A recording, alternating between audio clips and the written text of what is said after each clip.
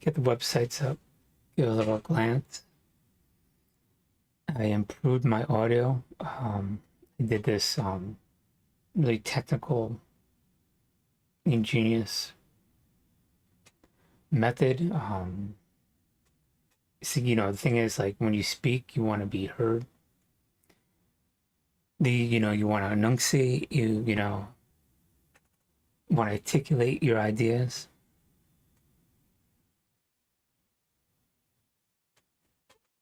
And it helps if the mic can pick up what you're saying and you sound as natural as possible. So my audio is I'm always messing my audio, overkilling it, not doing enough, but I just want to get it correct. So I was just like, I gotta handle this. It's like, how can I have good audio? How can people listen to what I need to say? And it always sounded a little bit off. It sounded okay. So I was just like, how can I improve that? And finally, I looked at my mic and I was just like, Mike, you gotta pick up what I'm actually saying and how I'm saying it. Like I'm right there. And then I was like, all right, I gotta handle this. So I turned the mic around and realized you had to talk into, the front part of it or whatever. And boom, now I have good audio. So I was just like, bam. So high improvement. I'm right here, like I'm right in the room next to you and shit like that. Didn't realize it. I didn't know what the fuck. I have this big ass thing covering the front of it. Didn't know which was the back. I forgot which was front, back after a while. I just naturally assumed it. There it is. So hopefully I sound really good. Anyways, so let me call up all the information. Hopefully I'll get to everything. I wanted to do this, because larger picture. I see on the news people wargaming and everything, so I feel a little bit better. I don't want to be like, oh, World War III or some shit, But Putin dying and shit, needing to conquer the world and be Alexander the Great and shit like that, it's like, that's what we got to do. I mean, the thing is crazy, right? People like,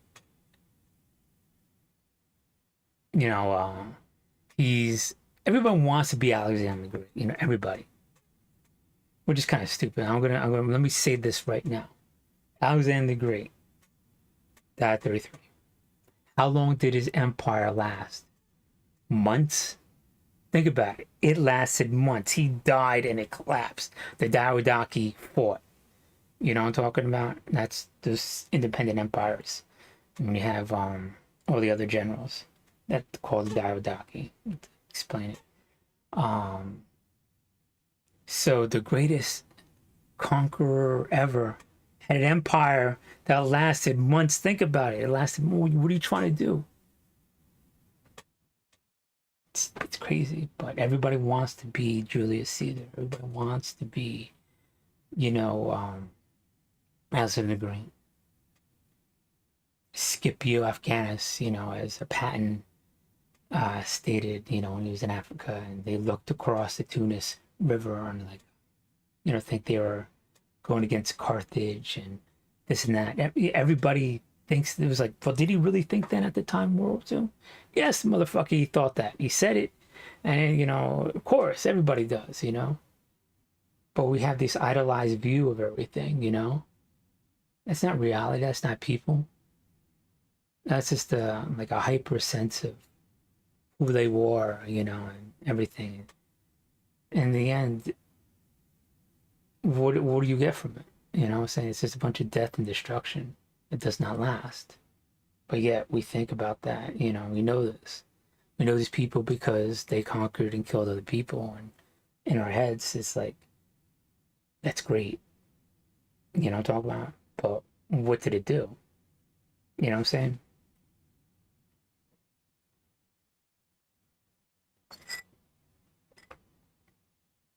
And they tell you the truth. Everybody's like, oh, I brought cultures and everything else like that. But honestly, if you look at the whole time period, only certain places in 100, like 1,000 BC, and all that other species, before Christ. You look at Egypt, and you look at Persia, and you look at Greece. They're basically all the same people intermixed, whatever. They sent the best people to Persia, best people to Greece, and best person to Egypt and back. All the cultures intermingled and sent the best trades and craft and artisans. That's why you see that shit in times of peace, because like, oh, I'm gonna hire the best. I got all this money, I'm gonna hire them. Boom. But yeah, we say it's war that brought it. It's already there. And it was at a higher extent in peace. I'm talking about, look at fucking Vietnam. How do we conquer it finally? Starbucks. Putting in our Americana small businesses, you know what I mean? It's like, that's how we got it. And that's how we got it on our side, man. It's like, nah, it's like, keep fucking with them. Like, fuck you, dude. I don't want to be fucked with. I'm gonna build a bunch of tunnels and shit. You know what I mean? Go to Afghanistan. Get rid of the Taliban. Do a bunch of shit. Try to build them up. Do everything under the sun to build up, country. And we did build a lot of infrastructure. And, so that's good. Don't get me wrong. I mean, it could be done another way. Hands distance, but had the Taliban and replace it after 20 years with Taliban again. I mean, border is still the same. You know what I mean? So it's all these long engagements or whatever. Thinking we could outthink people and whatever.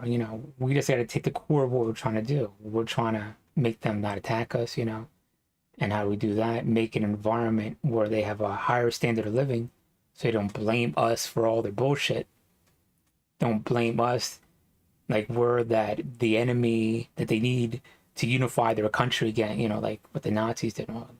Jews are horrible, so we all have to get rid of them and choose a scarecrow, what's the word, straw man argument, that kind of thing, something that's make-believe that doesn't exist, to unify everybody. So we want to get rid of that mentality and go after people that are like extremely violent, sadistic, and do that, you know what I'm saying? Constantly go after those people. Boom, boom, boom. That's how we do it. Now, do we have to be there at keep, all this other, like, to a large extent, in country? We could do it in very different ways, we found out, but it took us 20 years.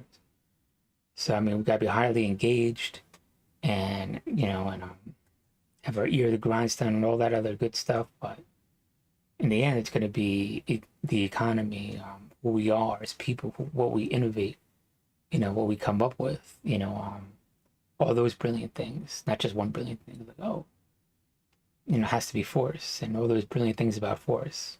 I think beyond just force. And if you're doing force, you got to make sure it's very violent and quick and deadly. You know what I'm saying? It's just like, well, we'll just do this level, and then, statistically, mathematically, just fucking kill them. Whoever's sadistic, move on, and then reach out your hand and be like, hey, we got all these other stuff too. Don't you want some donuts? Dunkin' Donuts? Whatever. I don't know. Whatever the fuck we got. I don't know. I keep doing Starbucks. I'm drinking coffee, so that's how I do it. It's like, say, hey, Mexico, want some Taco Bell down there? Taco, talking shit about our tacos, what I'm saying? Let's find out what people like, man. Hey, Korea, you want some Apple phones or Samsung phones? I know you make Samsung. I know it's Korean. But I got a little Apple phones for you. But like, yeah, fucking, it's like, it's that simple. Koreans love fucking Apple phones, man. Psh, it's crazy. It's like, that's how I'm telling you, shit, you're not. I live in Hawaii. You could tell who's Korean by who has an Apple phone. It'd be like, dum, dum, dum, dum, dum, like Japanese, Chinese, da, da, da, da, da. And that one Korean Apple phone. I'm telling you, easy. You gotta know, man. Just keep working people, whatever. Like, what you got, you know? Finally, people are like, damn, those dumbass Americans, whatever, retarded ass Americans. So they came with some cool shit. Look at that Apple phone, man. Nah, I like this. You know, it's pretty cool. They said, tell them I'm the best. We're the great. We're the greatest. You know, our culture the best. Repeat that. Condition you to say the best. And that doesn't work. You just gotta natural cool shit. All the cool shit we come up with. That works. I'm the same. That's how you unify people, man. Name and balls, but hey, can't do that. But I don't know. You know, you gotta learn it. But everybody's just like we're so like superior minded, white supremacy and everything's like we don't have to do all this like deep thought. We just wake up and we're better than somebody, every community has that, we all have these inner races, beliefs and bias beliefs, Latino, black, everything like we're just naturally better. I mean, it's a self-defense mechanism and protects our mentality and our thought. And we gotta think beyond that. And you gotta be very active on it, because then you get into this complacency of that you don't need to change. So I think I got in a conversation the other day too. I'm not gonna get into it, but now I understand that's not just the love of learning, but the actual constantly learning, keeping an open mind, because then you could realize you were wrong, and then get more information. Talking about it to say, oh, I love and convince people that you love to learn. That doesn't do anything. You need to actively seek out good people, new worlds. This 5-year mission, but good people around you, and get good information constantly. So you build a consensus, all the time. And it's difficult because you get complacent again because you think you're doing it, but you're not. And I think that's what really protects me from. I don't know, because being in Jersey, growing up at Jersey Shore, I think that's where gaslighting emanated really from. I mean, demography, I used it a lot growing up, whatever. And thankfully, you had to have everything compartmentalized, This is gaslight over here. You have to use it to protect yourself. And this is reality, whatever. And you have to act, you have these two things that are going at the same time. So you're dealing constant gaslight, constant bullshit, but you constantly get real information. People constantly coming up to you second by second, because they want something that's like magical, like a phrase or an action that will do again and again, whatever. And that's when you got them, when they're complacent. So you constantly adapt, like, because things change minute by minute, day by day. I'm talking about hour by hour, second by second. So you make sure you got constant information and it constantly changes, whatever. And I think that's where I got that from. And then you transition that ability to what you do now. So this is all like corrupted mentality when you grew up, but you didn't know better, but you had a lot of good people constantly instilling, the right way. And it just, you realize it's been working for thousands of years, and you're trying to outthink natural, organic, interactions with people.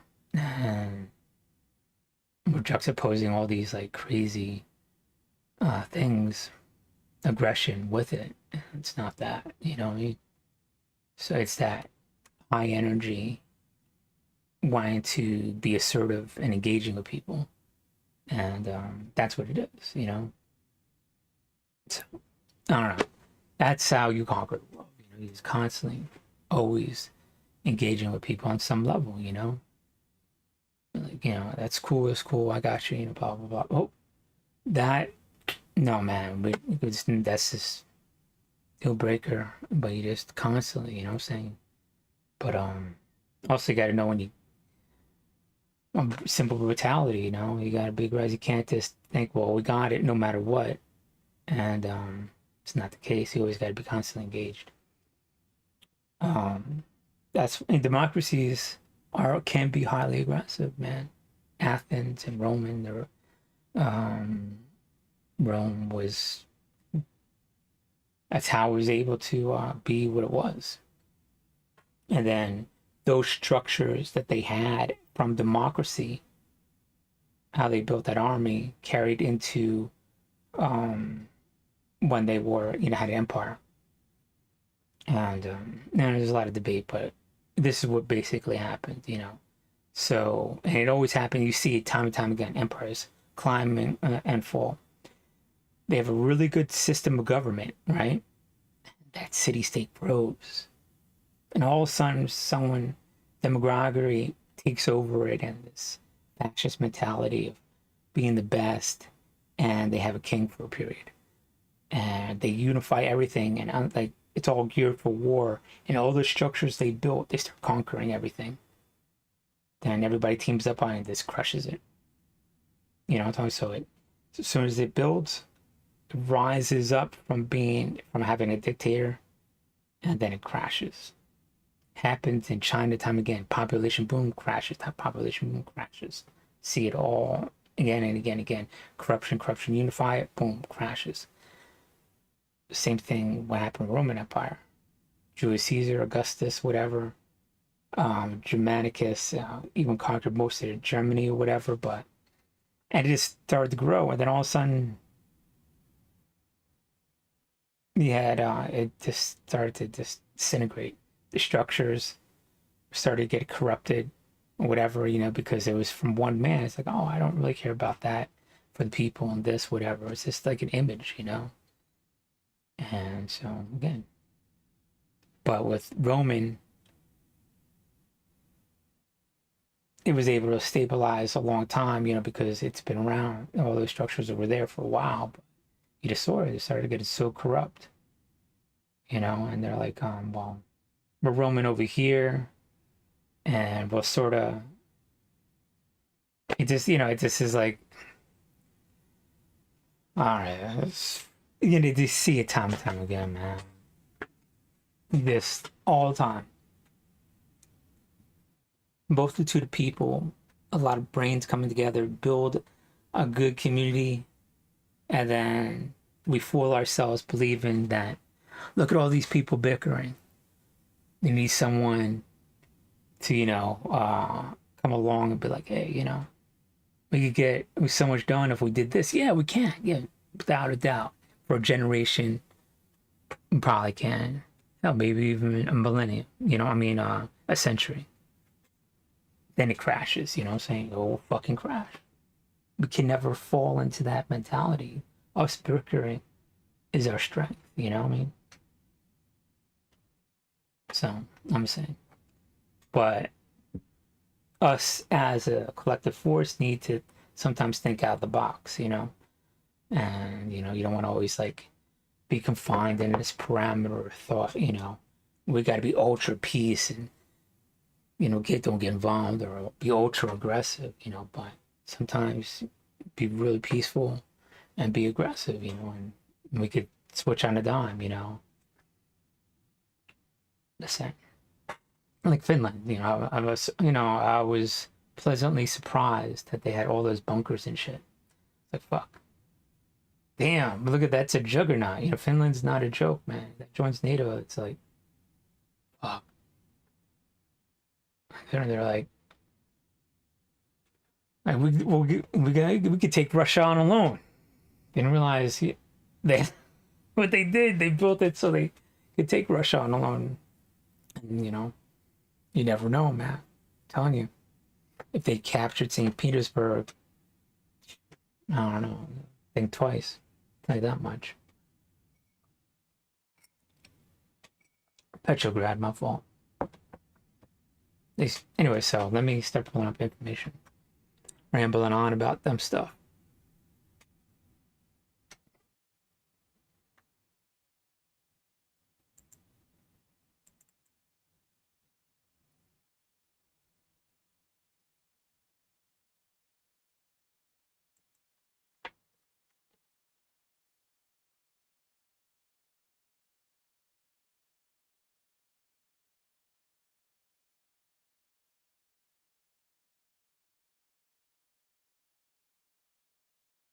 I was watching this one guy, Dennis. He's Ukrainian.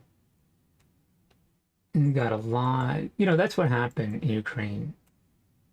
When you invade, you got the best minds of the country coming together. You get to see the quality of people, you know. He's on my who I'm following on YouTube. Let's see if I could pull it up. Maps.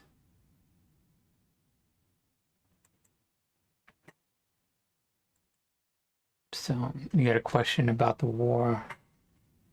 He's like pulling in everything. So you could just tell, like, when you're watching somebody that they're just on it, and you know what I mean? It's like, all right, cool. And that's another thing I wanted to get into. When you see generals and stuff like that, it's just like, you can see their frustration because we're the audience. We want to know, like, inside like the square box per se, and they know all this other stuff. And the news, yeah, it's entertainment, but it's beyond that. I want to say, like, we care about certain things, so we constantly ask them the same stuff, and they have to explain it, you know, in our terms, how we can understand it. And you know, they certain other things need to be done, and you can see the frustration because, you know, for a very varied reasons, because, you know, of course, they got things mapped down their head at super high level, whatever, you know, and but they have to talk about what the programming and what the audience wants, whatever. So it's always confined to whatever, you know. And it's good information. Don't get me wrong. He's got a bunch of different people coming in, you know, and they're all you know, tactical generals and strategians and different departments and everything. But you rarely get access to that high level stuff. I mean, you do indirectly when they're talking about what we generally want to talk about, if that makes sense. But you could see some of it is like they know, like, some things need to be done, and I'm not gonna try to beat around the bush, because you don't want to expand this into World War III, but you can't always be on the defensive. You need to take the fight to Russia, but it's just like, you know, until you just see, like, you know, that mentality. Some of the generals, you know, saying, we need Abrams tanks, we need this and that and everything. And I mean, you know, don't get me wrong, but it's just like, it's just a furthering that all this other stuff, it's there, but it's not like the common person with limited amount of time trying to pay their bills and this, that, and everything else has time to, like, really, not that they're dumb, no, you know, you don't ever want to say your audience is dumb or whatever. It's just like you got to confine it into a very small space. So you know, just how it is. And that's where I'm at now. So I'm just like, listen, I was like, okay, cool, cool. And you see the little other, you know, aspects of it, you know, like, okay, you know, well, I mean, what can you do, you know, talking about? So it's not like I don't have time to sit in a class of strategics and all this other stuff, you know, because I'm in, you know, I'm interested in stuff. I read books and everything else like that, you know. I'm not going to get into it, but, you know, it's just, this as a guy is, you know, we always think about war, and, you know, we always want to be Alexander the Great. I'm telling you what human mentality is. People's like, well, what does he want to do? He wants to conquer the world. He wants to do that. Is he capable of doing it? Now, he wants to do it. I don't think, obviously, that's a factor now. Doesn't matter if he's capable or not, or whatever, you know. He's doing it regardless. You know what I'm talking about? So we can't be like, well, the capability should deter him. It's not. He can't. He does. I mean, he could mobilize. He could force conscript everybody.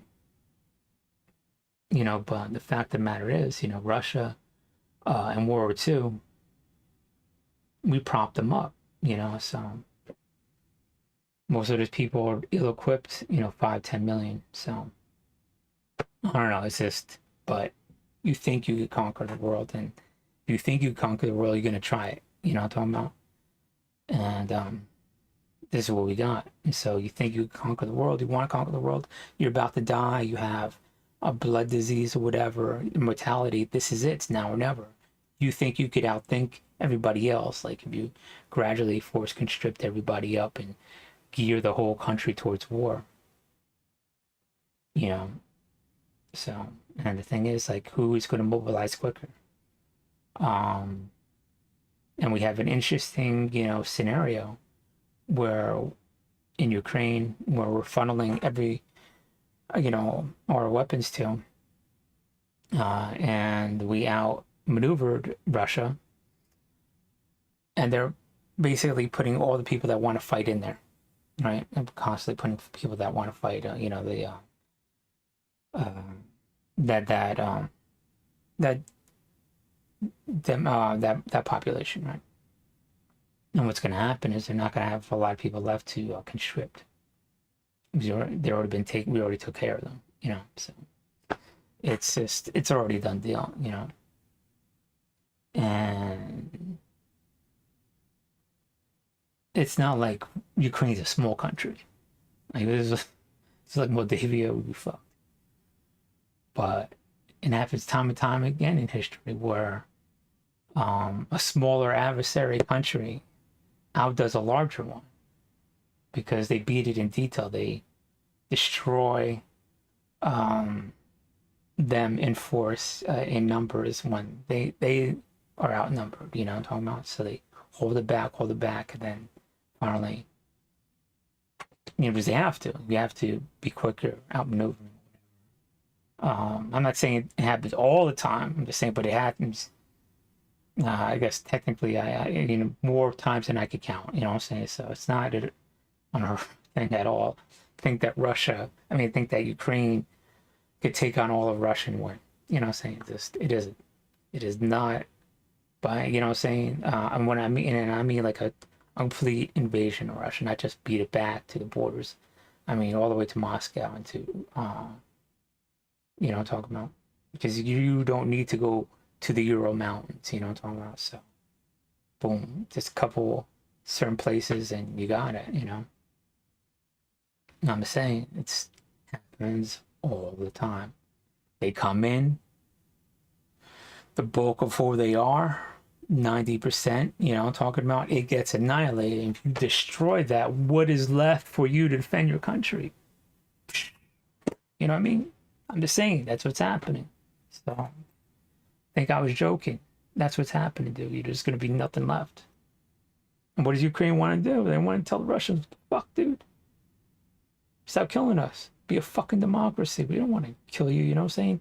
You're forcing us to kill you, man. You know what I'm saying? So now we're in your country and we're going to have to do those fuckers, I'm just being real.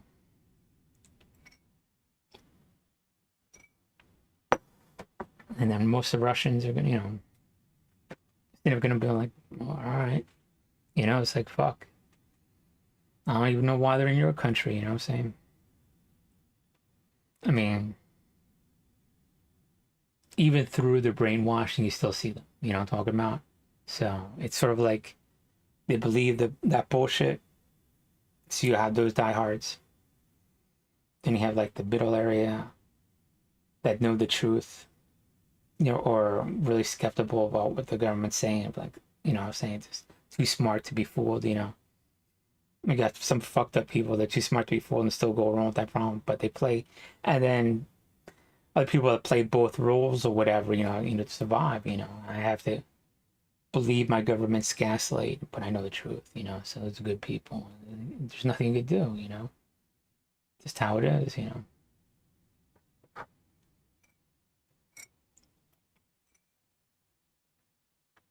Anyway, looking at the military map.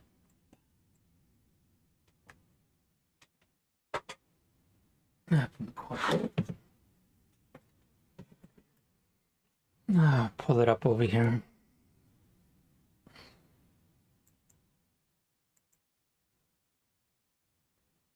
Window capture, Chrome.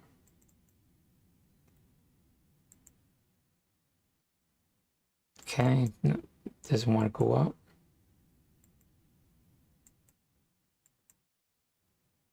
Is that it? That's it. Here we go. Okay, I can move this. We'll do this. Moving, moving. Not moving, I'm just staying still here. I'll just do that. You don't need to see my other arm. It's my mouse arm anyway.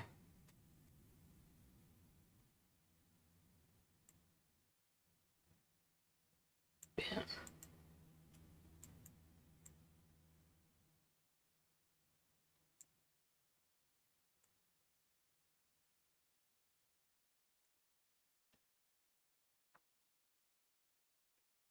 Nope.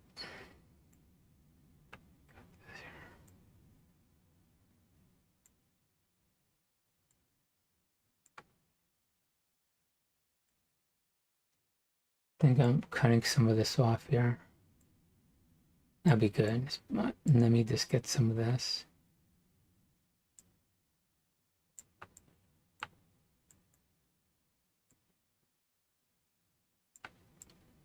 And we just sort of do one of these deals right here. So I'm just gonna look. So, I was watching Dennis and he has a really good insight what's happening. So just watch him delegate whatever you would wanna, even in your you have any questions, you could directly ask that guy, man. He's Ukrainian, he knows. Really humble, it's like I'm not at the front line, but me being Ukrainian, I want to know all this information. I want to know what's happening to my country, type of thing. And you get that vibe from him. And so he's really on it. So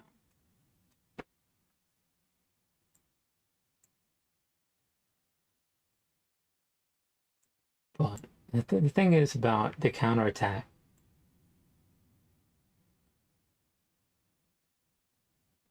If I could take a snapshot of this.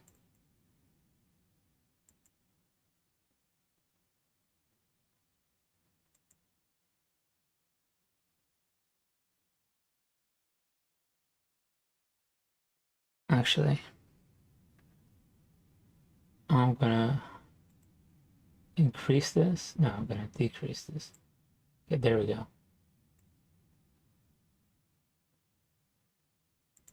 I don't know what's gonna happen, but it's gonna take a snapshot.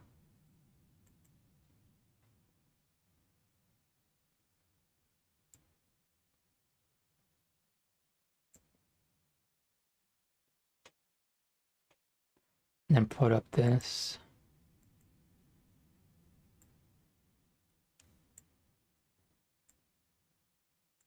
It's the same thing. It's just I'm drawing over it.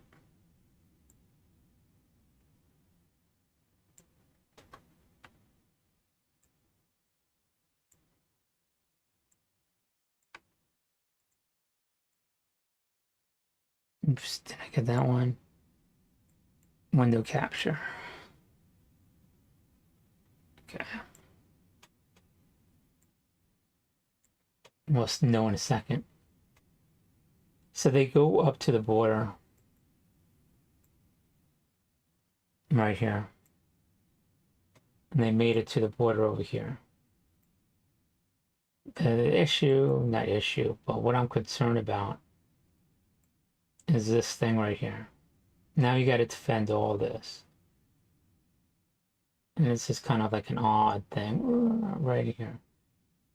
Obviously, that's not ideal. And then in my thinking,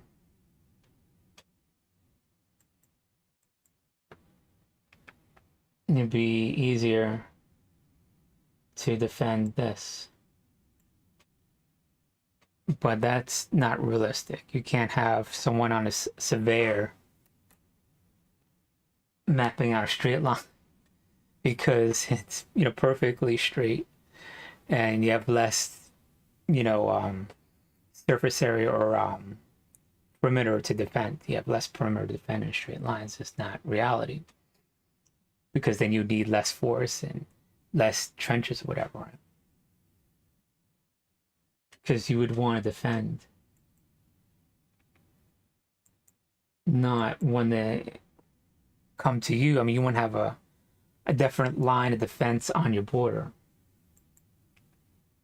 your main defense, or whatever. But you want to have used your terrain to your advantage, whatever, right? So you want to use, and you want to make it so that the fences beyond artillery range are not bombing you and shit like that. 100 kilometers, I think 90 kilometers for the artillery, 50 for others, missiles, and the artillery is about um, 40, missile launchers are 90, you know what I'm saying? So you want to push it back as far as possible, so you're in their territory, but you don't want to be in their towns because they'll tell you, point out where your defenses are. But if there's no one here, if there's no one living here, it might as well use the terrain where it's most effective for you to build up your defenses, and consolidate. I mean, and be able to have a better line, a better perimeter than just that jagged line, at least some sort of defense. I won't say it's your main defense, could be, but definitely something there before it gets to your main defense, because you already have the terrain right there. It's where they get to you, you know what I'm saying?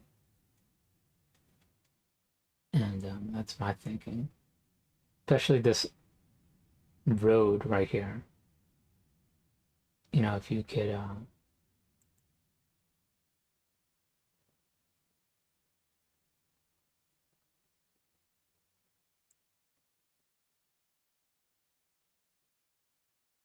something like that.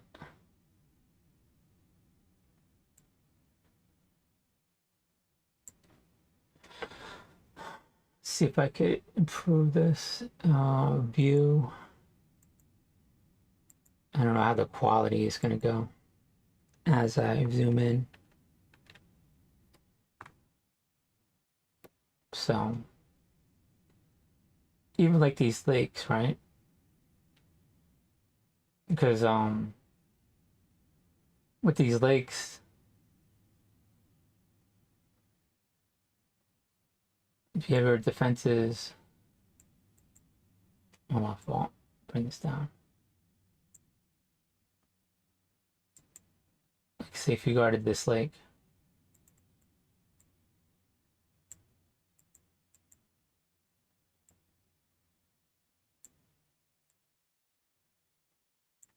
now they're coming down over here, right? And you have the same thing that happened in Kyiv. Keep. So they're attacking this one over here, and then you can move people over here easily because you're more mobile, and then boom, you can move them back over here. And because you force them to choose one side or the other, and they can't really resupply. And here you have all this area to move, so all these lakes right here you could use to your advantage. That kind of thing.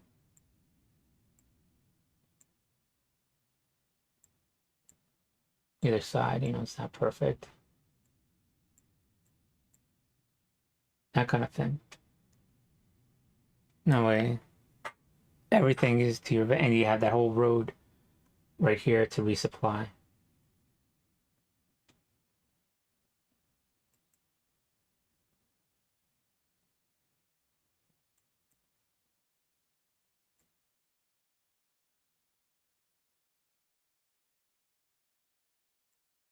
And they have those other avenues, whatever, right? I think. Because it's good that you got to the border, but and it's not like you're going deep into the country, but it's just like you're showing that you're capable of doing it. And that's like a psychological blow, because they can't deny it, like you're in the territory. But you want to go into the towns and everything because, that's, but if it's very sparsely populated, boom, it's done deal, you know what I'm talking about? but then you're in a better position to go after Belgorod, and that should be like a good, decent, massive like raid. I wouldn't stay in any urban area anyways. Um, you definitely get a feel for what it is to, going against the city. Destroy everything, all the infrastructure, and gas and every bridge in the area. But from that, you could launch raids to destroy all the bridges and everything else. So you're basically sort of, what's the word? Um, not not like a siege, like a half siege, or it's really more of like a blockade. So now they can't go down there. They have to go all the way around. So many resources to go all the way around to resupply. So you're blocking everything. And what they're doing now is doing it in country in Ukraine. So it does the same thing. However, this is an option too. So and of course I'm doing the more aggressive one because they're already saying it gets the marinate a little bit, what I'm saying. But like I said, I want to have higher, well, as every other video I do, I want to have higher minds looking at this, and because all this needs like logistics and fine-tuned and everything else like that, and the politics involved, and make sure it's not escalatory, I'm talking about. So it's just like, but to me, this is a safer thing that you have a outer defense, a buffer before it gets into Ukraine territory. This makes more sense to me than always being reactive, because then you're playing to their tune. Now you're forcing them, to dance to your beat, you know what I mean? That's what I was thinking.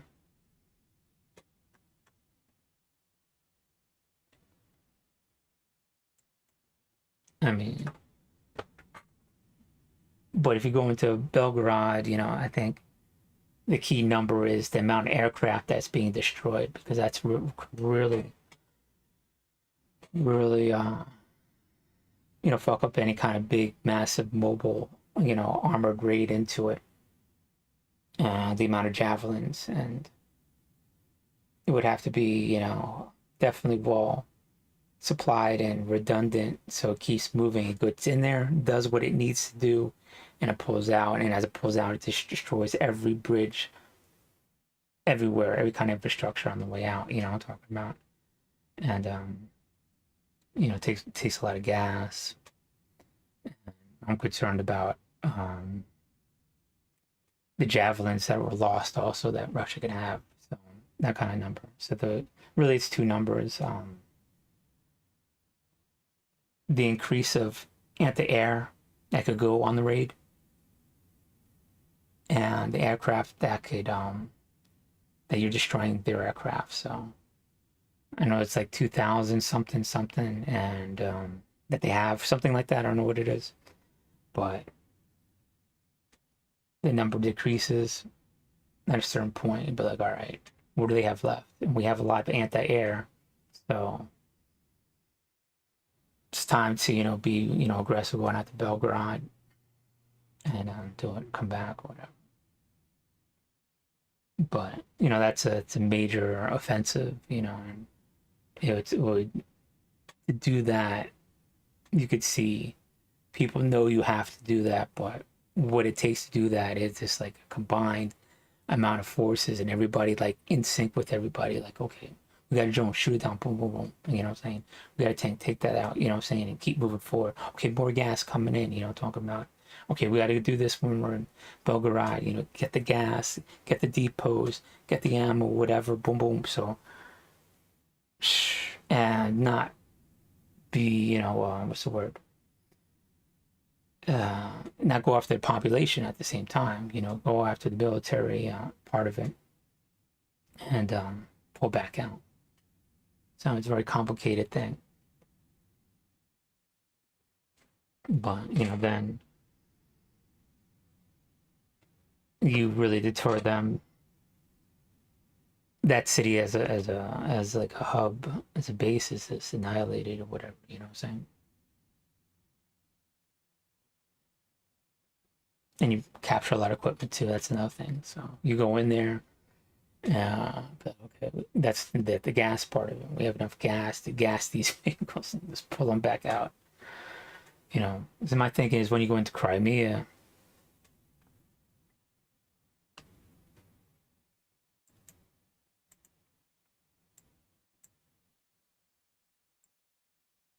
isn't there a Russian base at Sevastopol?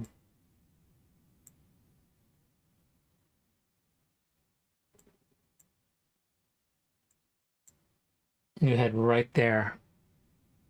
You take all their equipment. Boom.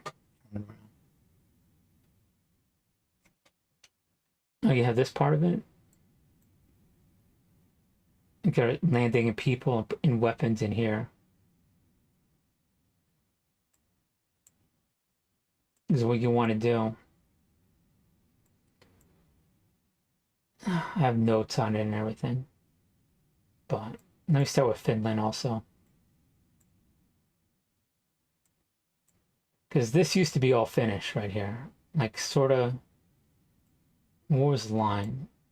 Like, right, you can see where my hand is. Sort of kind of like this. And in Winter War, they had all the fortifications all belong here and they fought over it. Then after World War II, they had to give up all this land. This is all like Lapland territory, like different culture that extends into all of Scandinavia. And my thinking is like Russia might come in.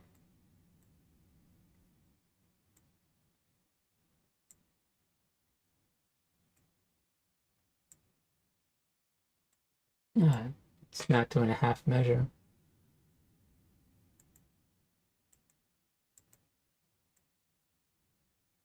Okay. I guess this is good enough, whatever.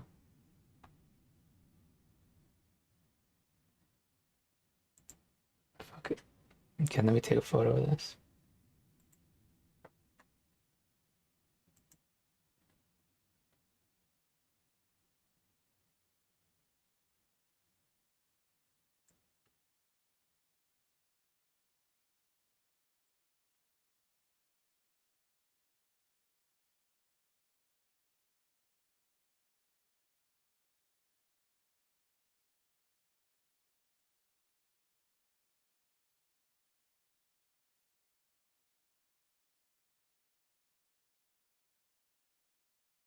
Say we don't want Finland into NATO.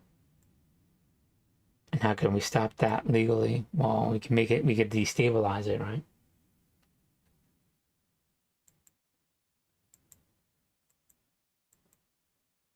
So,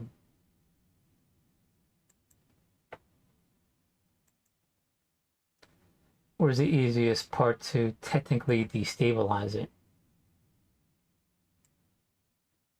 Maybe over here, maybe over here, and technically have some sort of troops in there, you know what I'm saying? Where there's really nothing there to defend. I mean, really no defenses. I mean, this is this is a corridor that everybody wants. This is basically Finland right here.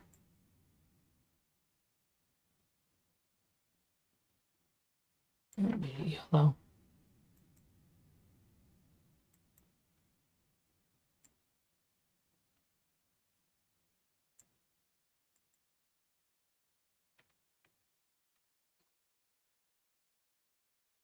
The same thing all along here.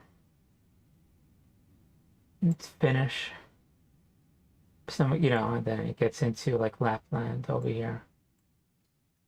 Give or take. I'm not looking at a map. Finland's probably the more that's it's completely fucking off. This is just give or take hundreds of you get the idea, you get the gist. All right, so but technically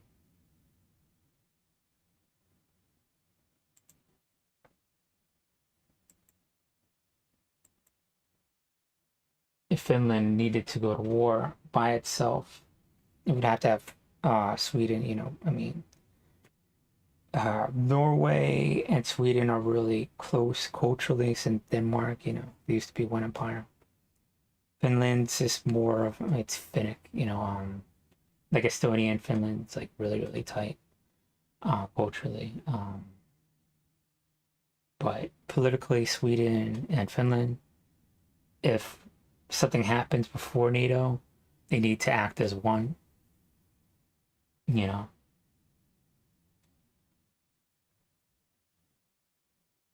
I think the best thing to do, be highly aggressive and sever the top of it off. And that way you capture all this. Move it down to here. And they got romance right there. Done. You just severed that whole part of it off. That's a whole different people. And then you put in your with the Finnish and Swedish version of intelligence and CIA and those type of personnel, that kind of mentality, because they're culturally Laplanders, and you want to have them be independent. Have that culture. They're already there. They're already part of a greater community, and have them vote on because that's what Putin's trying to do. Instill these puppet mayors and have referendums and be like, oh, we want to be part of Ukraine, and we don't want to be part of Ukraine. We want to be part of Russia. They have them vote in, and so you'd be aggressive by the stuff that's already there that they already want to do. Be like, hey, want to be democracy, man? You get to rule yourself. We'll help you out. That kind of thing. Instead of forcing them and depopulating and doing war crimes and torturing people. Like, hey, you want to be Russian? No, want to be fucking Russian? Fuck you. And instead you go on, you want to be Laplander? Yeah, that's what I am. Of course I want to be that. You want to rule yourself? You know what? It's a good fucking idea. You know what I'm saying? And you be aggressive. How this is tools of how you do it. Do the reverse of what they're trying to do. Instead of having that perception of freeing everybody, you actually free people. You actually enable them to make decisions and have an environment where they are doing things in their best interest, their best minds doing what's in their best interest. So they could do that up there. A second.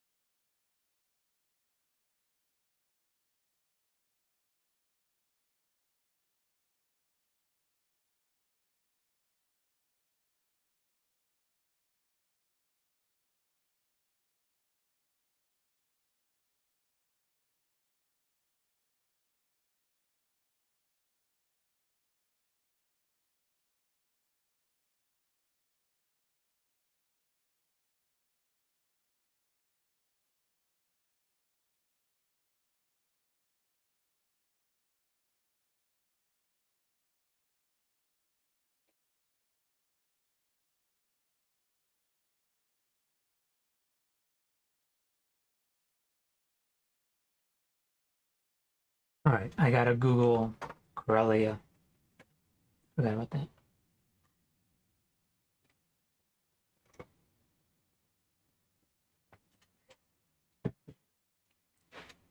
I I intermittent fasting like a lot. So skip breakfast a lot of days and just go right to lunch or dinner. I'm saying I eat one meal a day, but a lot of times I do. It's horrible, but I do a lot of intermittent fasting, so kind of a little jittery. A lot of I can cook, but I don't like to cook too. So maybe I'm just saying it all fancy, like, oh yeah, intermittent fasting, so I could build up more muscle mass and everything, and which is true, but I'm just a little bit lazy too. I don't want to cook, but yeah, so I'm doing some little jittery. I need let me eat a little something, little carbohydrates.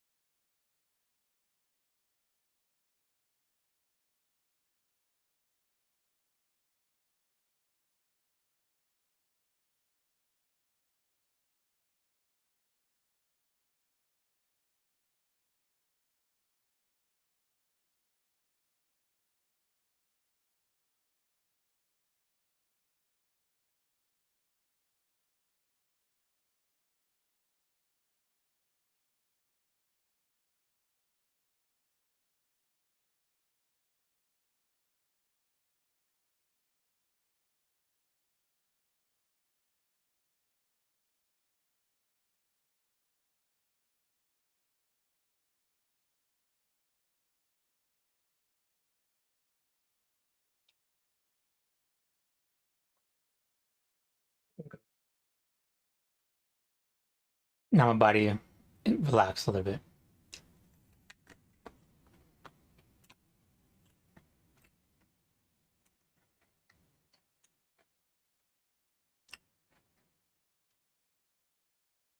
I don't know why people, especially growing up, it's just like people shouldn't pay attention to nutrition. It's what you put inside your body 3 times a day, every day, whatever the number is every day. You should be very concerned about it. I don't understand it. It's like that's what you put inside yourself. You know what I'm talking about? You want to put chemicals and shit inside your body. It's like, fuck, you know? I'm saying I do the right thing. I'm just saying you should pay attention to it.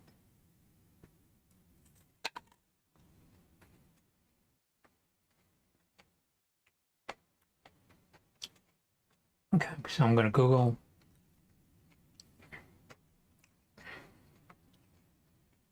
I just get a better understanding of Finland.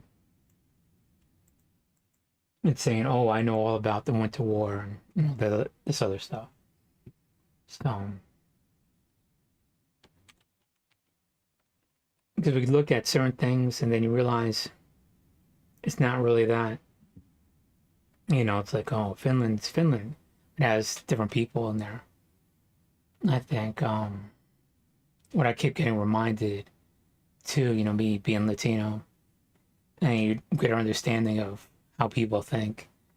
Me being, you know, Native American, from Texas, Puerto Rican, and that whole native aspect of it, and other people's perspective of who we are. Um, Puerto Ricans and Texans and Latinos, dark, light skinned, and you just want to have a greater understanding. And so you have, excuse me, I have Navajo, Hopi, Apache blood. And you realize, well, when America was formed, in the very beginning, um, we were there. The Spanish was there, right? And the Navajo Apache came down. They were, basically, you know, together or whatever, right? And then they diverged off. The Navajo conquered the Pueblo. Apache was in Texas, and the languages from 1500 ish started to diverge. Apache and Navajo. I mean, it's still similar. Very well. It's very very similar. It's like it's akin to Italian and French, or French and Spanish, that kind of thing. Because if you listen to Middle English from the 1500s or Middle Spanish or whatever, it's very different, than now. I'm talking about. So it's like hundreds of years of those two languages diverging, but the Spanish, saw uh, the Navajo come down because they were dealing with the Pueblos, and they were like assimilating them into Christianity, whatever. And as soon as they made inroads into that, the Navajo and Apache saw it and just took that opportunity, because coming down from the Plains Indians, very aggressive people, always fighting, and conquered it, and then assimilated after they conquered the Pueblos. A lot of them were like, oh shit, look at all this pottery and weaving and everything. That makes my life a little bit easier. So when I do that shit, you know what I mean? So people think like the Navajo are Pueblos, and they're actually Canadian Plains Indians, Northern Canadian Plains Indians. But you have this understanding of why people think this, that, and the other, and you realize, oh, well, Mexico is right there, and everybody says Mexicans are Aztecian, and because that's what Tenochtitlan, Mexico City was. So they have the largest empire. But then you realize, when you're dealing with like Mexicans, uh, they're all different people. It's a conglomerate of different people, of different native people. And granted, there's a border right there. If you're a tribe above the border, you're Native American. Oh yeah, you're Apache. You're this, you're that. And if you're a tribe below that, you're Mexican. And it's a line on a map, You just kind of understand it. So people look at you or whatever, saying that then these divergences happen, right? You have this Native American blood, so you identify more with, Americana, and Puerto Ricans come into Texas, and you're like, okay. And you already have, Latino heritage, and you gravitate over towards there. And then people from south of border or Mexican, those tribes, they sort of congregate over here. And so you have this two similar communities that just sort of kind of diverge or whatever, or decades, but it's just like in a short period of time, it's just like, well, we're all one people, but you just sort of kind of understand, everything, because you view yourself as more native, and Puerto Rican view themselves as native, and, I'm talking about, and then that there's always that viewpoint that Latinos are not native, and so it's like that mentality brings communities together, but like, we're native people, and the forced removal of tribes from the border into God, Fort Worth, Dallas, and San Antonio. That triangle, is that triangle right there? And those three things, it's just frustrating, my point is become this understanding that, and this is my thinking, current thinking. It will change, and I don't want anybody to think of what this is. This is my current thinking at this point in time. It always evolves. But then you realize, growing up in Jersey, and you have this, idea of, you being native, and you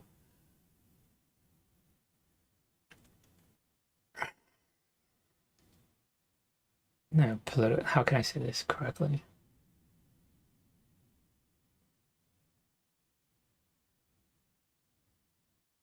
You people always fought with everybody, like other native tribes, the Comanche, the American government, the Spanish, the Mexicans, and everything. Uh, and it's just inward the economy of Latinos. It's just like the people that committed genocide against you. You're that too. You're a conquistador, and the people are like, oh, look at the conquistadors did. I was like, I have more conquistador blood than you do, bitch. What the fuck you talking about? It's just like you're not Spanish. You just shut your mouth. So, but it's just like this. It's only it's just it's just deep Latino things that I don't know, outside like the Cuban, Puerto Rican community, it's really difficult to explain. But you get what I'm talking about. It's just like you don't want to be all stressed up and talking about it to someone that's not Latino. You just sometimes just want to be like cool and something, and Latinos have that, know where you're coming from, whatever, and all right. You don't have to be all uptight, but like explain yourself and everything. I think that's more important to me. Those small little things, of understanding, being welcomed, you know, or native,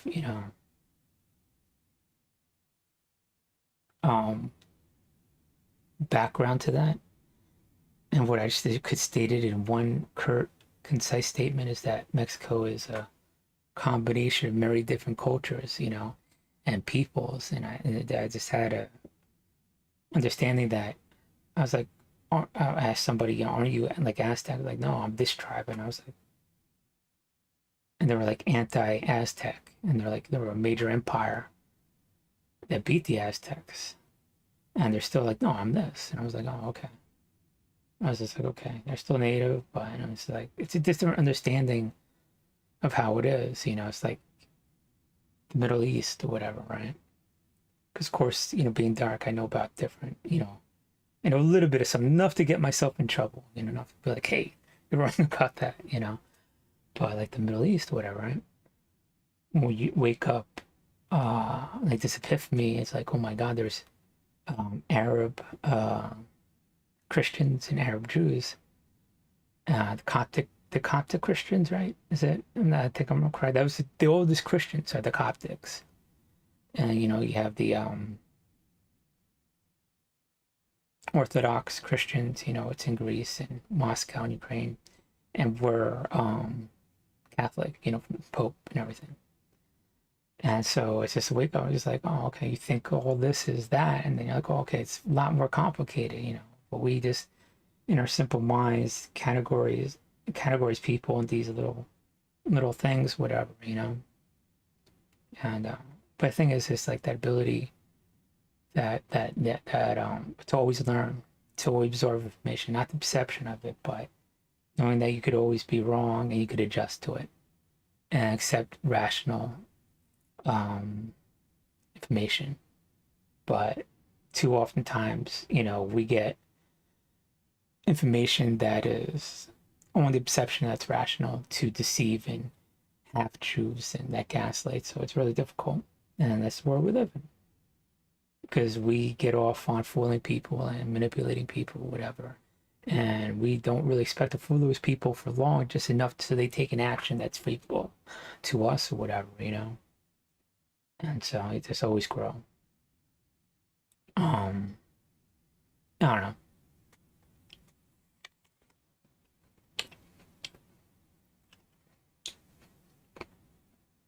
But it sort of inoculates you from a lot of bullshit, kind of like you get a bad vibe from something, like, hold up, let me find out a little bit more about that.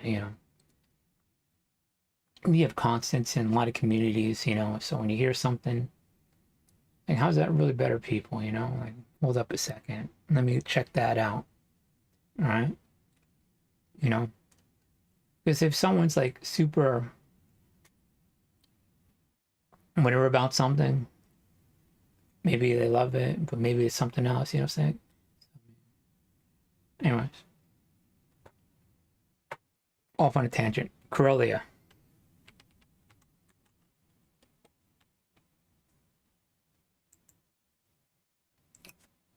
Finland.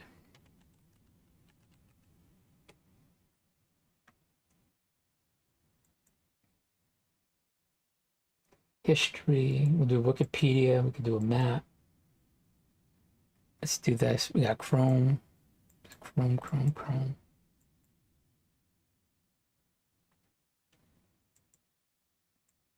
Oh, let's look at this right here.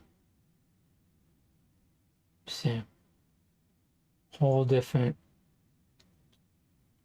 type of people.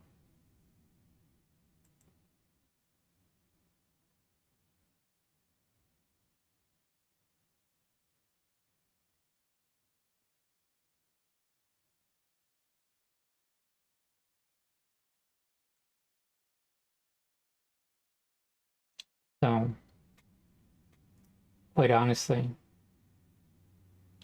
this gets cut off. This is like different peoples here. So, you have a referendum in East Karelia and West Karelia.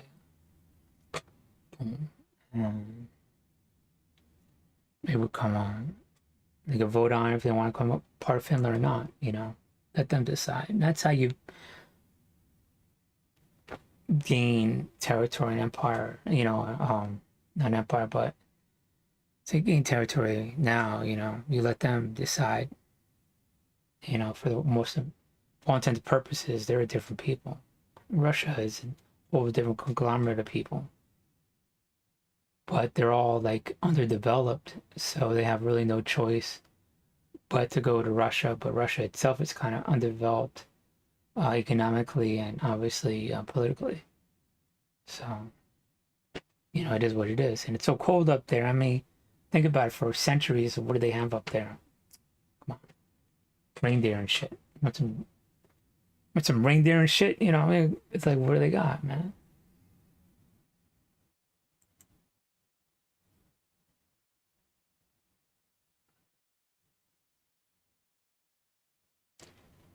They're big people too. They're like, you talk shit about reindeer. Yeah, I talk shit about reindeer. Cool.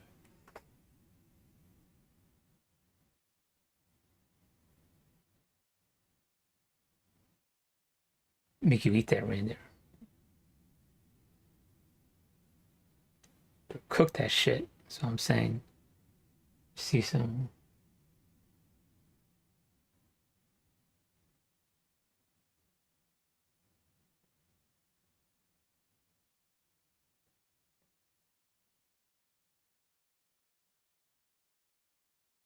So I see what border between this close by 10.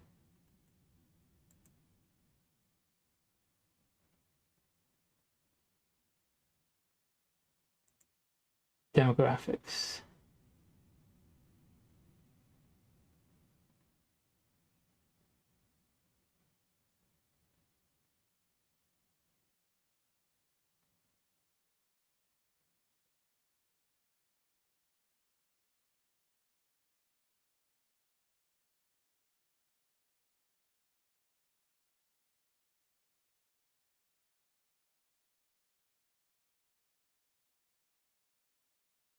So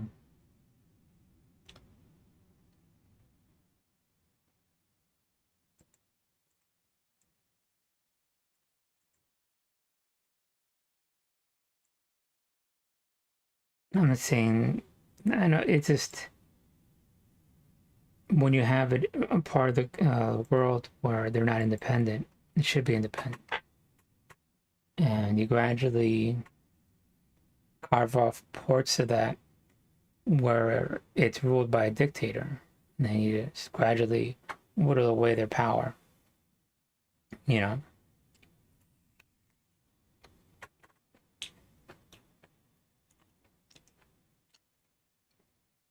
that's how you do that. So it's not like make Finland an empire, but you incorporate it with a larger country so that it's mutually beneficial. That mentality, because we're all in this mentality of getting bigger and dominating over people. Increase the standard of living. We have economic and more similarities, because they're more similar to the Finns, and that was historically over there. And that naturally what should have happened, but the country that was more developed, um, by force or whatever. So now Finland's more developed, and that's what really should happen. The same. It's my thinking, long term. But if a war was to happen,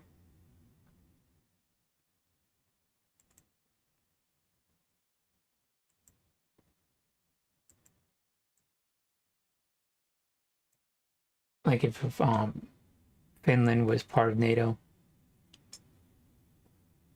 would want Finland, Sweden, and Norway to actually do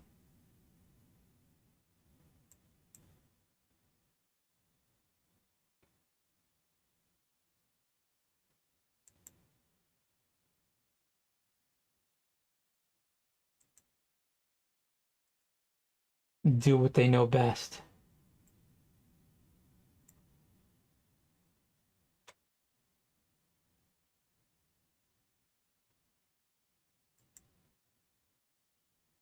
All this,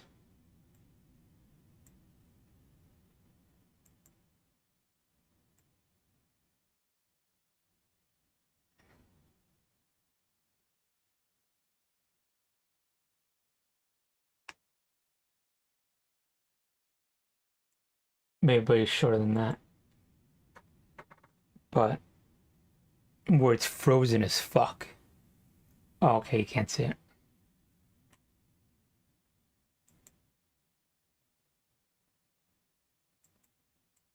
Like wherever it's like dead ass fucking cold and shit. Yeah.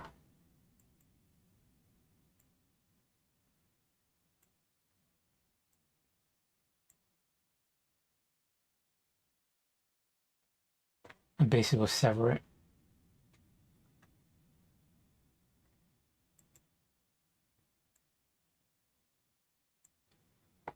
Sever everything. Done. That way, they're already dealing with the cold.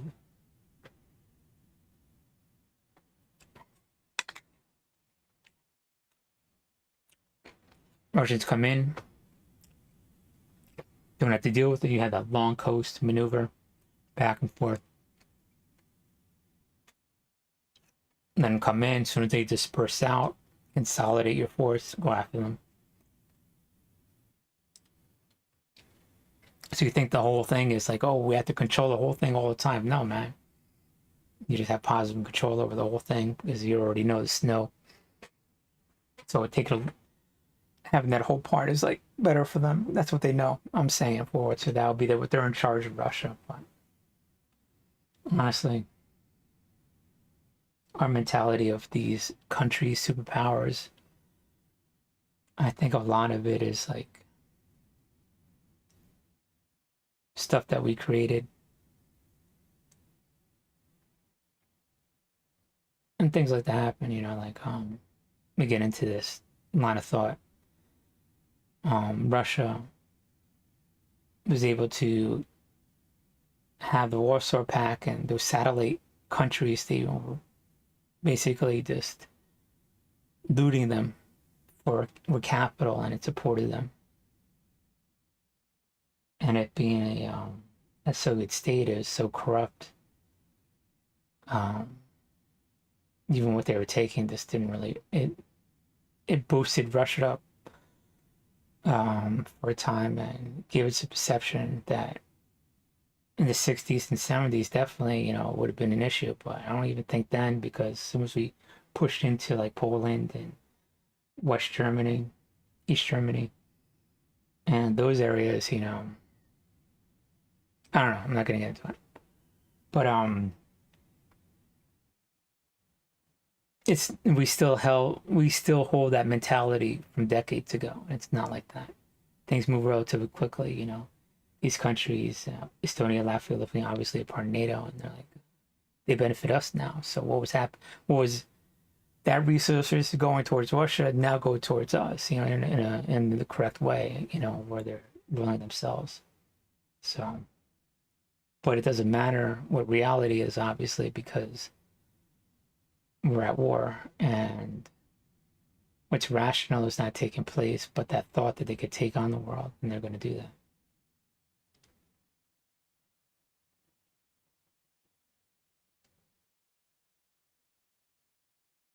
But my thinking is also,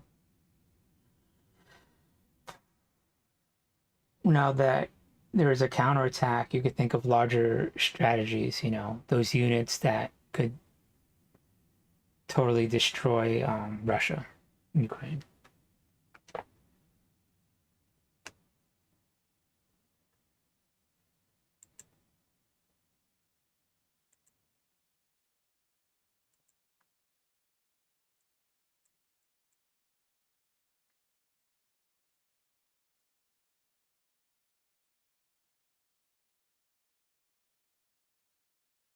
Is and they're built up here. And my thinking is, if Russians have a lot of troops in Kherson, and that gets annihilated, that leaves the door open to go right into Crimea, you know? Oh. So if they have all these troops built up,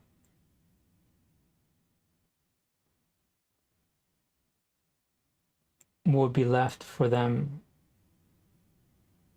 to make their way into Crimea? And this with the also another political aspect is the Chechens, right? They're the most aggressive ones that go after Ukrainians. And I'm really hesitant to say that, because it's better to go after where there's weak points in the lines or whatever, right? But we see an opportunity where you could pincer the Chechen unit. Probably it'd be more complicated maneuver than just a pincer movement, but I'll just say it for argument's sake. Let's say if you do a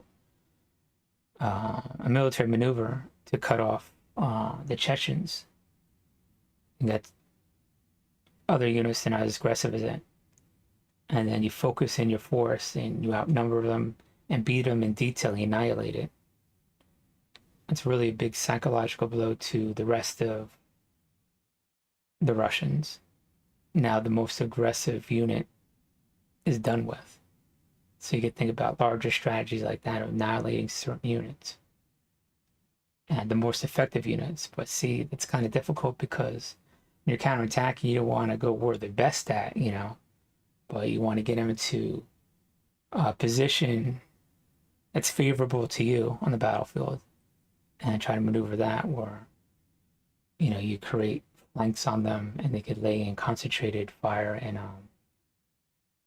military assets on them and annihilate them as a force. And the larger strategy to that is like, there's different groups of Chechens They're also fighting for Ukraine.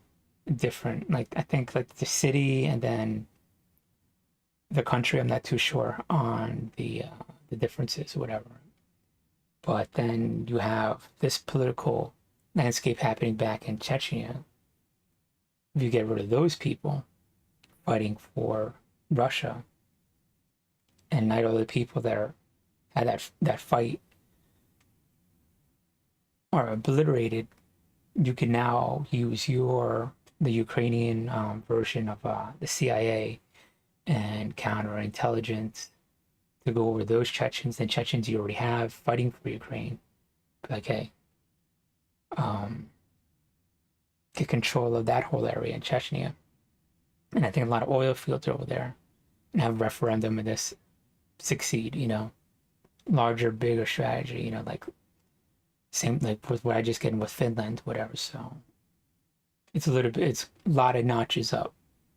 So wargaming type of aspect, where a lot of good people, not more, that are putting their heads together and thinking more detailed, higher level stuff, how to do all that other stuff and keep taking chunks of Russia away and have it independent.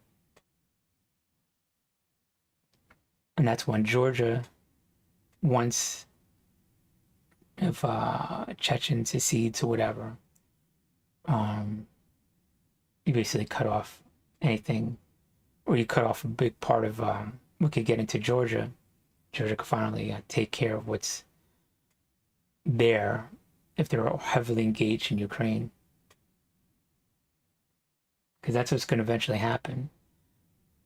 It's sometime around where everybody knows like the fighting force of Russia is like annihilated, half of it, definitely at 80%, people are just going to realize like this is the time, it's the best time ever to take back all of our territory, in Georgia. So I feel that's going to happen. This is my thinking. It's just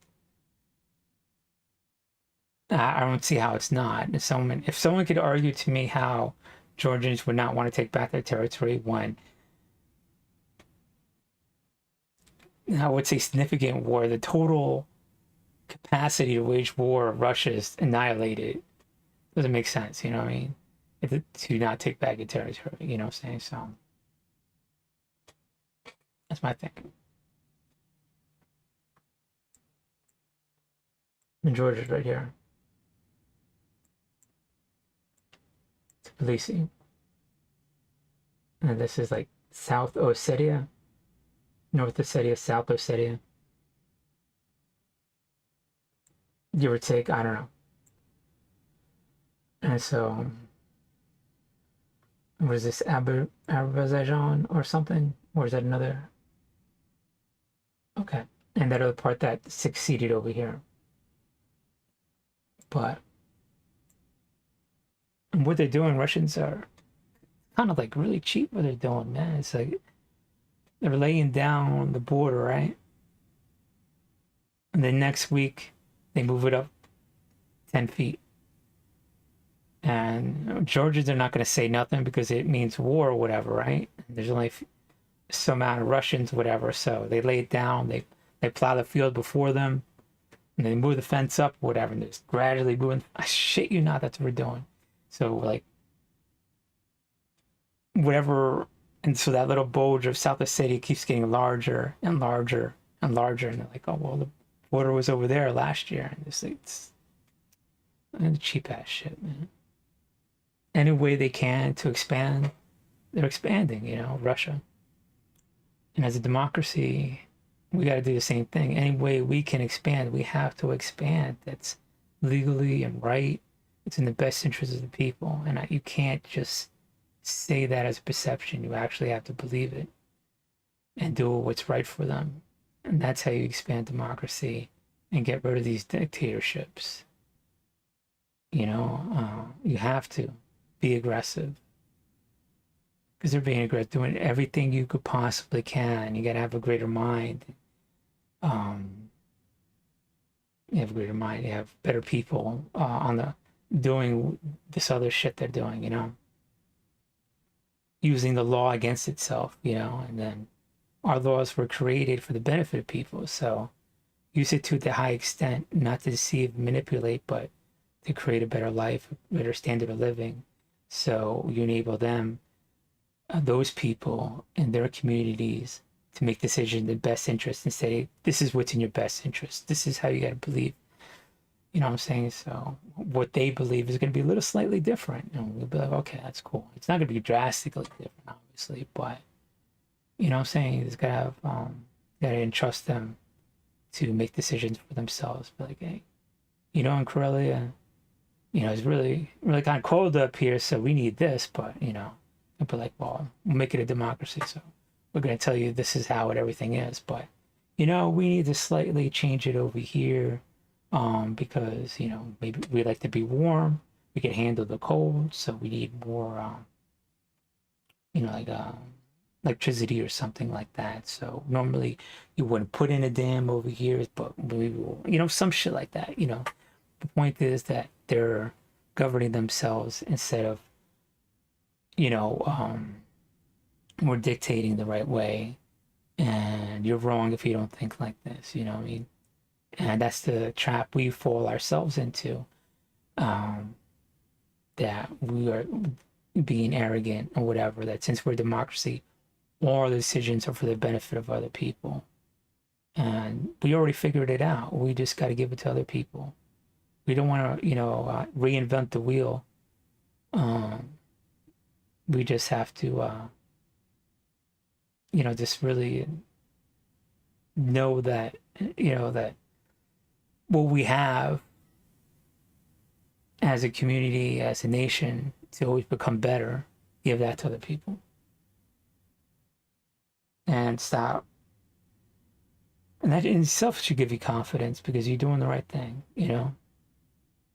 So you don't have to do all this other crazy stuff, that Russia does and manipulate people and lie and deceive. And this is what's in best interest of Russia,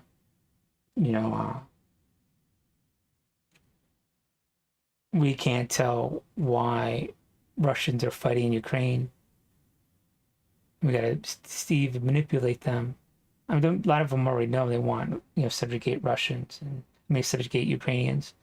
But, we got to, any way we can to have them fight Ukraine, lie to them, manipulate them, because telling the truth is a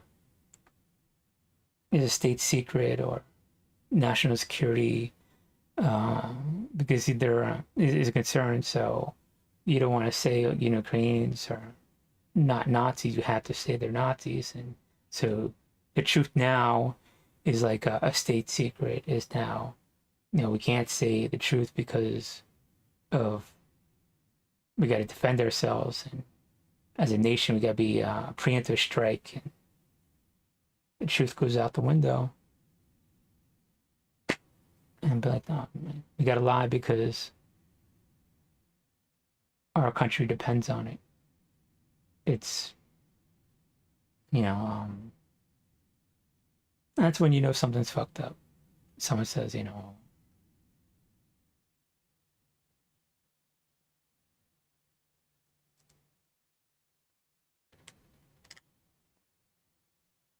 you don't tell people why they're fighting. It's like, well, our security interest is to go after and kill civilians. Really? How many naive people are you gonna get?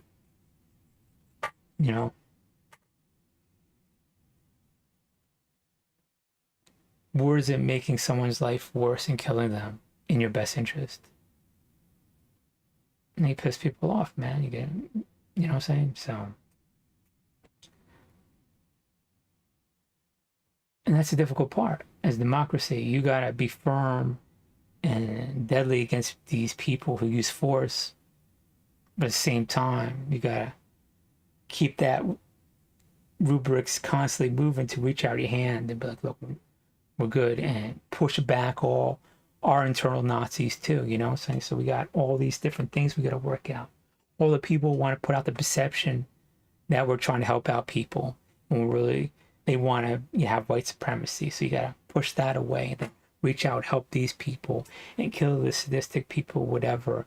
Make it a better world. Make your country a better world. So you got all these different things and pay your bills and do all these other things, talking about. So it's not just this one thing. You got to constantly move it, constantly have all these other people helping you out, saying, so you're not hustling these people. You're like, no, this is what you got to do. This, what is going to make your lives better, talking about. And it works. It's not complicated. But we put all these like crazy things, until we need the CIA and NSA or whatever, some deep government shit or whatever to convince these people.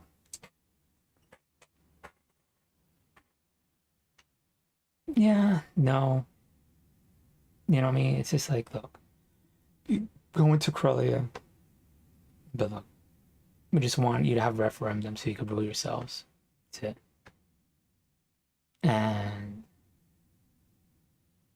it goes back to Greco, city-states of Greek, We're not, what I'm saying? It's just like we don't have to hustle people. We are in a position, we should be grateful. We get to tell the truth. We get to, bring out the best in other people's and create that environment, I'm saying, so it's not like, it is just, and it helps us out because now all that region resources is not going to Russia.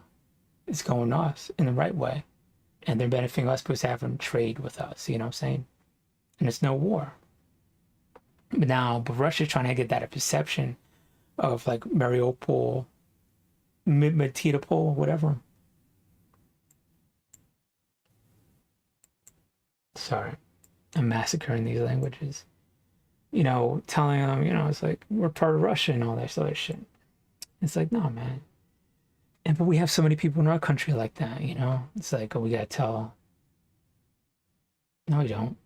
We don't want to manipulate these people, and all that shit, But we want to have that perception that we're able to do it. We want to view ourselves as more powerful. That we have this ability to have people as puppets and shit like that because it gives this illusion that we're geniuses and smart and better intellectually, whatever, And you just got to let all that go. I mean, it's really kind of childish, really. It's like Cuba. We could make Cuba part of the United States, but you got to do it the right way. There's a legal way to do it, but like Cubans, like, oh, we got to conquer, we got to assassinate, we got to have drones and everything else like that. No, man, you just make it a democracy the right way. And then you get to choose, you enable that, because it's a large island and it could be self-sustainable, but people go about it the wrong way, I'm just saying there's right way and there's wrong way, what I'm saying? So as soon as you go on a path and be like, we gotta assassinate Cubans in power and shit like that, you're like, really? Killing the Cubans, and they know it's from America. Do you think they're gonna want to join America? No, you dumbass. They're not gonna want to join us, what I'm saying? You don't kill somebody and be like, oh, well, that person's bad because I said that person's bad, and you gotta believe that that person's bad. It's like, that person has a larger family and everything else, They know that person's bad, but they need to be the person that does it. You know what I'm saying? Boom. This is that whole thank you. I was like, what are you doing, man? But I gotta look aggressive. I gotta look like I'm taking action. I gotta think of a warrior. I gotta be a rough rider and, of course, San Juan Hill and shit. Okay. I like Teddy Roosevelt. He's my favorite president. Him, FDR. Of course, Lincoln,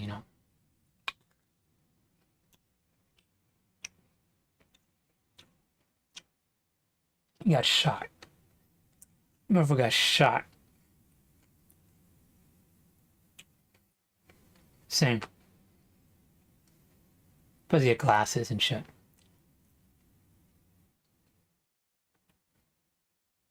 But it's still kind of funny. Some of the dumb shit, you know. Gotta laugh at it.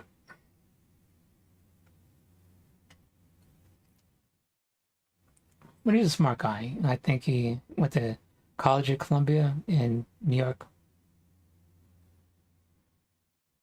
Yeah, I think he was a Columbian graduate. Not Colombian, but you know, the other thing.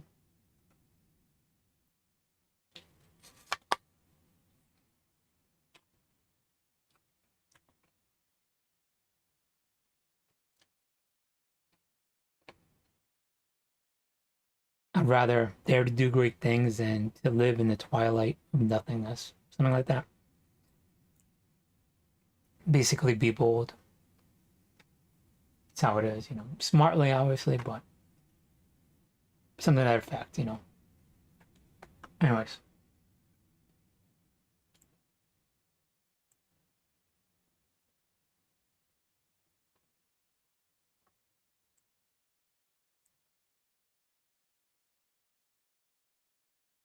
I know over here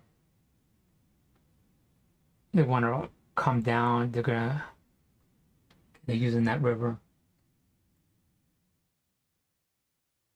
I guess the smartest thing to do. Yeah, they have to sever these roads because they're literally using the roads,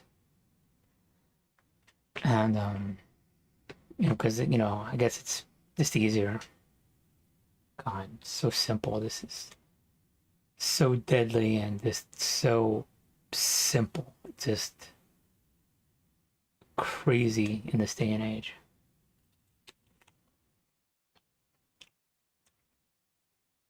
What's going to happen in the summertime? Everything's going to be super dry. Ukrainians already know it. There's going to be a massive counterattack. I mean, the thing about it is, I just want to make sure, like, the Ukrainians, you know, I'm just very concerned about, like, aircraft and there's javelins and their version of anti armor missiles. Put all the vehicles up front, they get an app, so just gradually incorporate them. You know what I'm talking about? So they're like ever increasing, and they're sort of just showing up a lot of things and figuring shit out. That is just increasing at and they know how everything works together. Okay, we got artillery. Okay, we got this armor weapon. We got this heavy weapon. We got, you know, instant airstrikes and shit like that. And be like, oh, we have this asset that could take out that bunker. And we have this equipment that could handle that vehicle, whatever.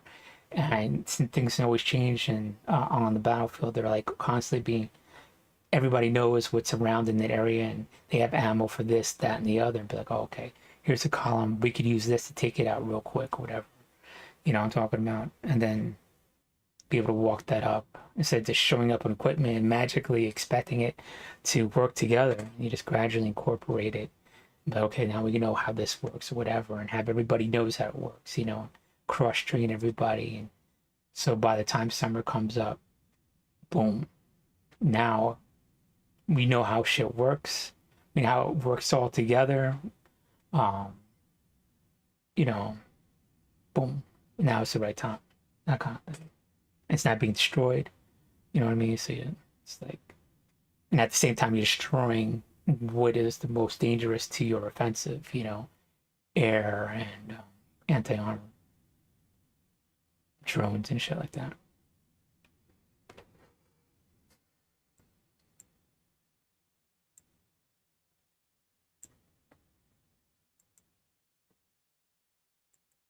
I had notes. Let me look at my notes. I don't like putting notes up only because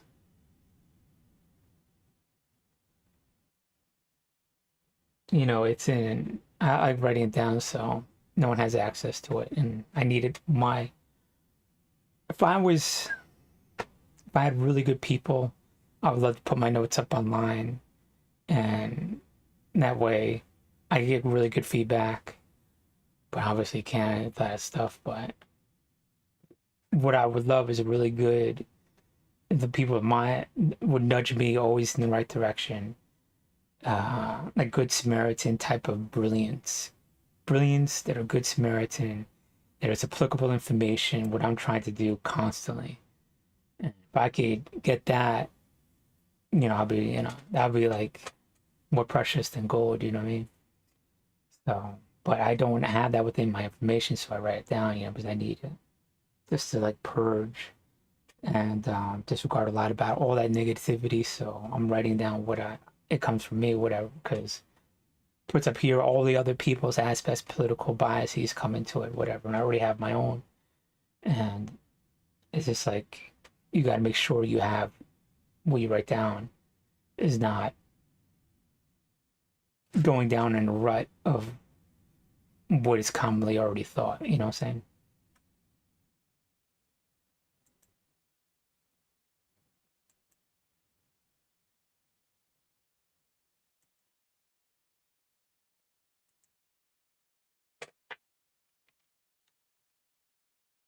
Is it Drive or Google Docs?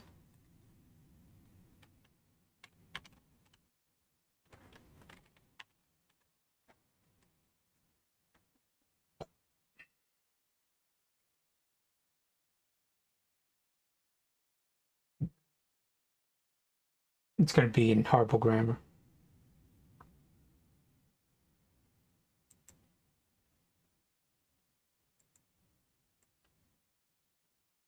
Okay, I'm just gonna.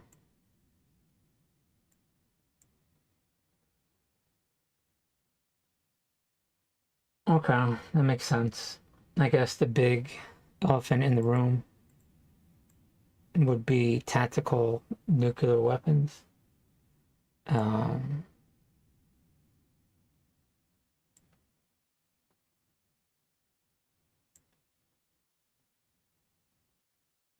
so you don't want that to happen, obviously. You can't just say you deter it. You gotta have Russia.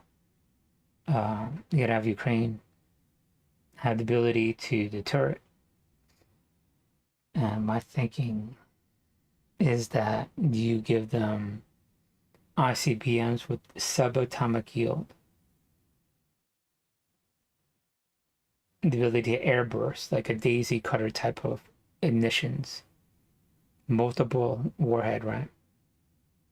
This is like wargaming stuff, so this is not like there's different levels of it. This is the most extreme over here, so there should be different levels, definitely. Um, Obviously, if it does happen, you can't do something that what's the word? Where, like if this happens, um, because once they drop it, it would be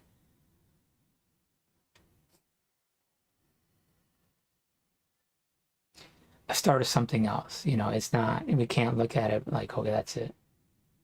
You know, and they'll probably drop it if they're well, Pew thinks there's nothing else. And so if it does get dropped, you got to instantly realize you got to stop his ability to wage war.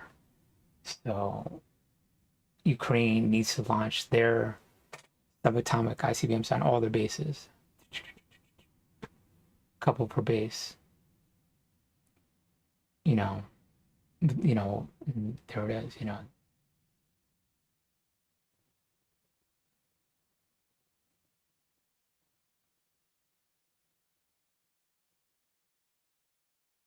Be better. I mean, that's the only deterrent. It is. But it has to be from Ukraine.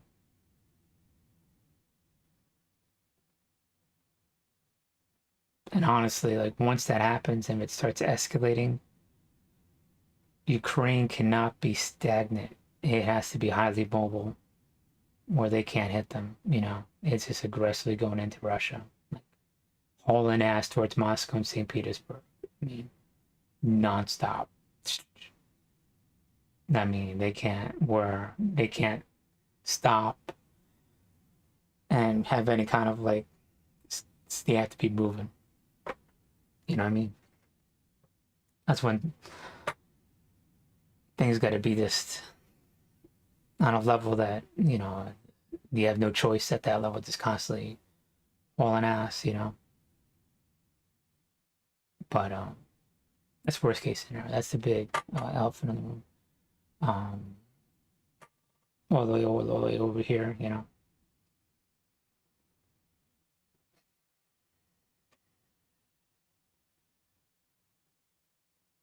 But there needs to be a lot of different levels, saying before you get to that. But I wrote it down. Um, got that out of the way.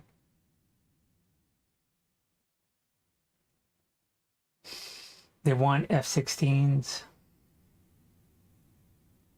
Yeah, they're our last 80s generation.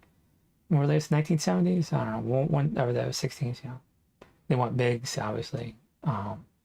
Now they're throwing around F-16s in the language too, so just no one is aware that they are asking for F-16s, not the Raptors or whatever, but the older ones. My thinking, F-16s are probably better, probably, but worst case scenario again, I'm thinking way over here is the Harrier jets, those first generation ones, because now if all the airfields get destroyed, you could have vertical takeoff, and it's like a force multiplier. It's not only ground forces but to helicopters, because you could do these short raids with Harriers. Because Marines, really think about ground attack, and all that, Marines, Air Force, or whatever. But Air Force think on a certain level. Technically, they want to help out infantry, but Marines are already geared towards infantry. So the Harrier jet, you could put like more armor around the cockpit or whatever, and better engines. For all intents and purposes, you could have those older Harriers from the 60s and stuff like that. And before they get, even the super quick shorties, it's like, hold up, we got this and over here. Had a person jump in the Harrier, destroy, come back down before they're really short in the air, so there's no time to get the Stingers or whatever, stolen Stingers after them, or their version of anti-air portable, you know what I'm saying? And you just gradually walk that up, those Harriers, with the helicopters and everything. And artillery, so you have this different fast attack, a ground attack or whatever. That's my thing with, I think Harriers would be better at that, to take off anywhere.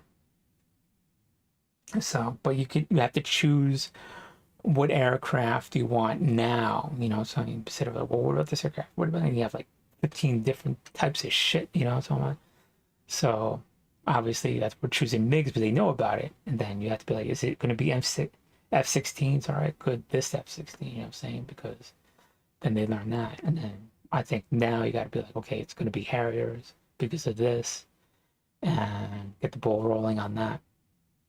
Because you have to choose instead of, very carefully, because these are complicated things, but that ability is very important. And you got to think worst case scenario. You'd be like, well, if we had this, now we're already in the worst case scenario. So all our airfields are not really, can't have, MiGs take off from, so they have these Harrier jets, vertical takeoff and landing jets.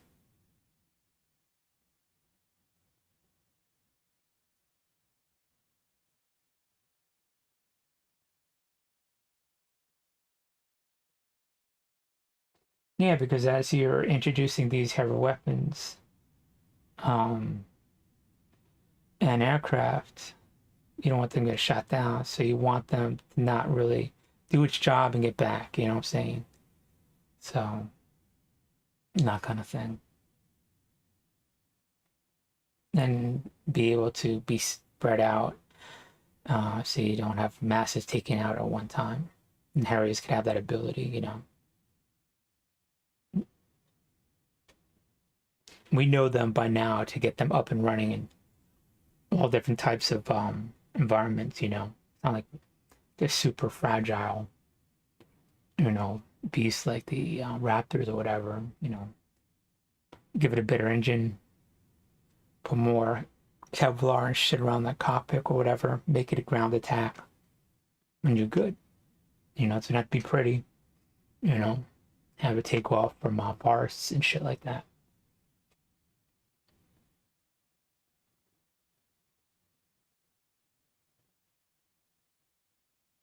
And that's another thing for right now. I know maybe I'm definitely on a limb on this. I said it before, but heavy reflective armor is kind of useless. Having more armored vehicles against heavy machine gun fire and auto cannons, you know, 20 millimeter, 30 millimeter cannons that could take that, you know, is more important.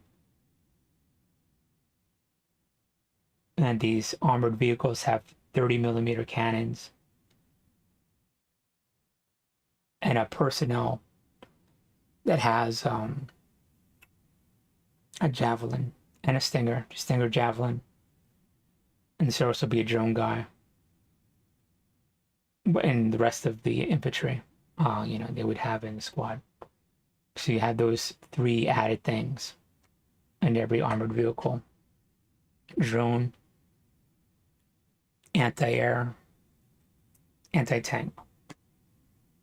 And then that armored vehicle could handle heavy machine gun fire, like 50 cals, armor piercing grenade launchers. It could deal with that, short of a fucking javelin, because trying to defeat a javelin is just the cost benefits is just not there. Or any kind of like tank round, you know, it's just too much, you know. You need to have that guy with the javelin come out quickly, and more of them come out quickly, and be more able to get it. You know, the tank sees it, shoots its 30 cal, it's disabled it, pull back, boom, javelin. However it goes down. Oh yeah, so more 30 millimeter cannon self-propelled vehicles with independent radars. So every, like the what's the leopards, or what the Germans have, those quads or duos with the radar, but have all those radars interlinked.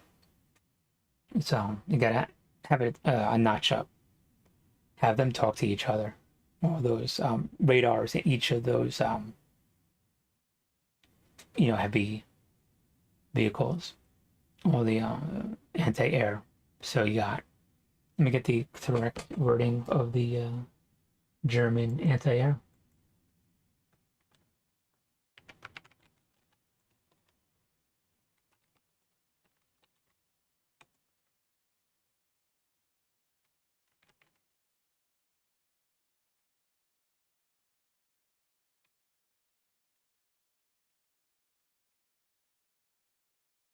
The Gepard. Okay, so it's a dual.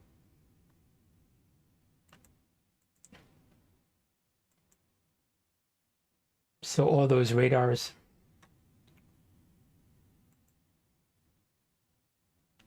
Oops.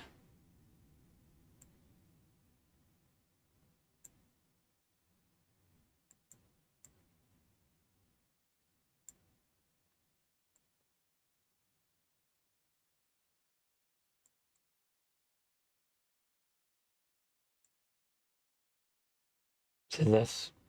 So these radars should be interlinked. And also with the what is it, the 155s howitzers, There's radars. More radars, the better. So all of them are interlinked. So you have anything coming in, everything knows what's happening. So that communication between this different every equipment.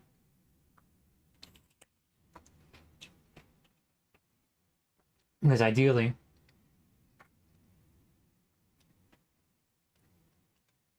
you would want, like, if you have a javelin, if you fire it, it pings back to the radar and be like, oh, that's one of us, right? And then you have an enemy javelin coming in, be like, oh, that's an enemy javelin. So it instantly turns and destroys it. And you have all these other radars looking out after it. Very difficult. And something, I don't know how to do that. And it's just super complicated because if it's software based, it could be tapped into and found out, where an enemy javelin could be thought as friendly, allowed in, or an friendly javelin be shot down or whatever. So how do you do that? So that's long term. How do you have that talking to each other where it could tell the difference between enemy and friendly, and where it cannot be hacked into? Second.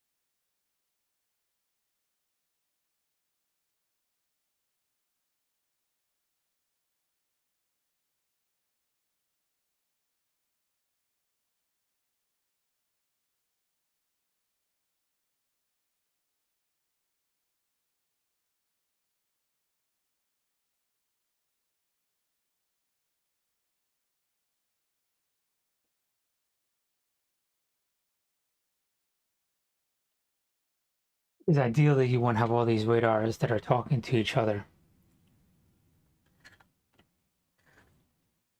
and be able to, like, pull out like an iPad or something like that, and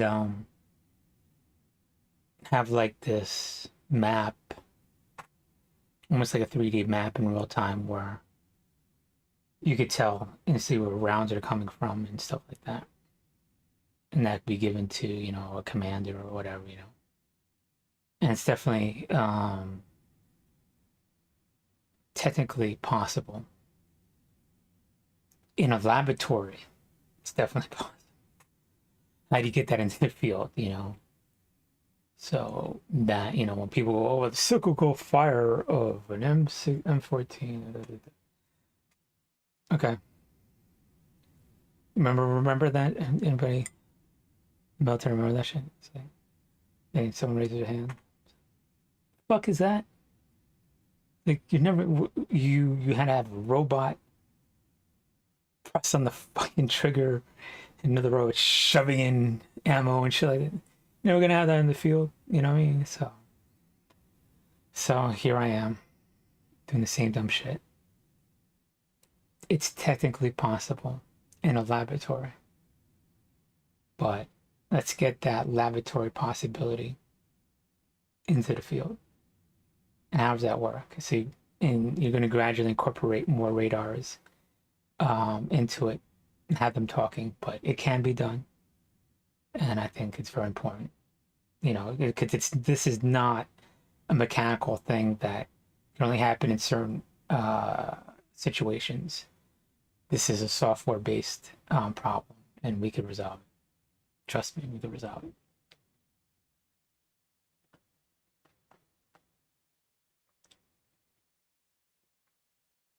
Okay. I think I was thinking about actually Scandinavia. What was I saying? Okay. You could do one more thing with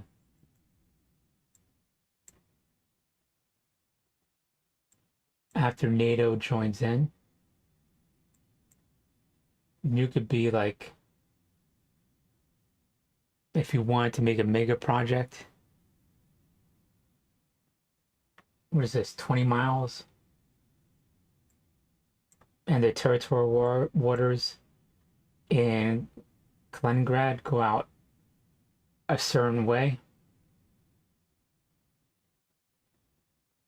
You could build in international waters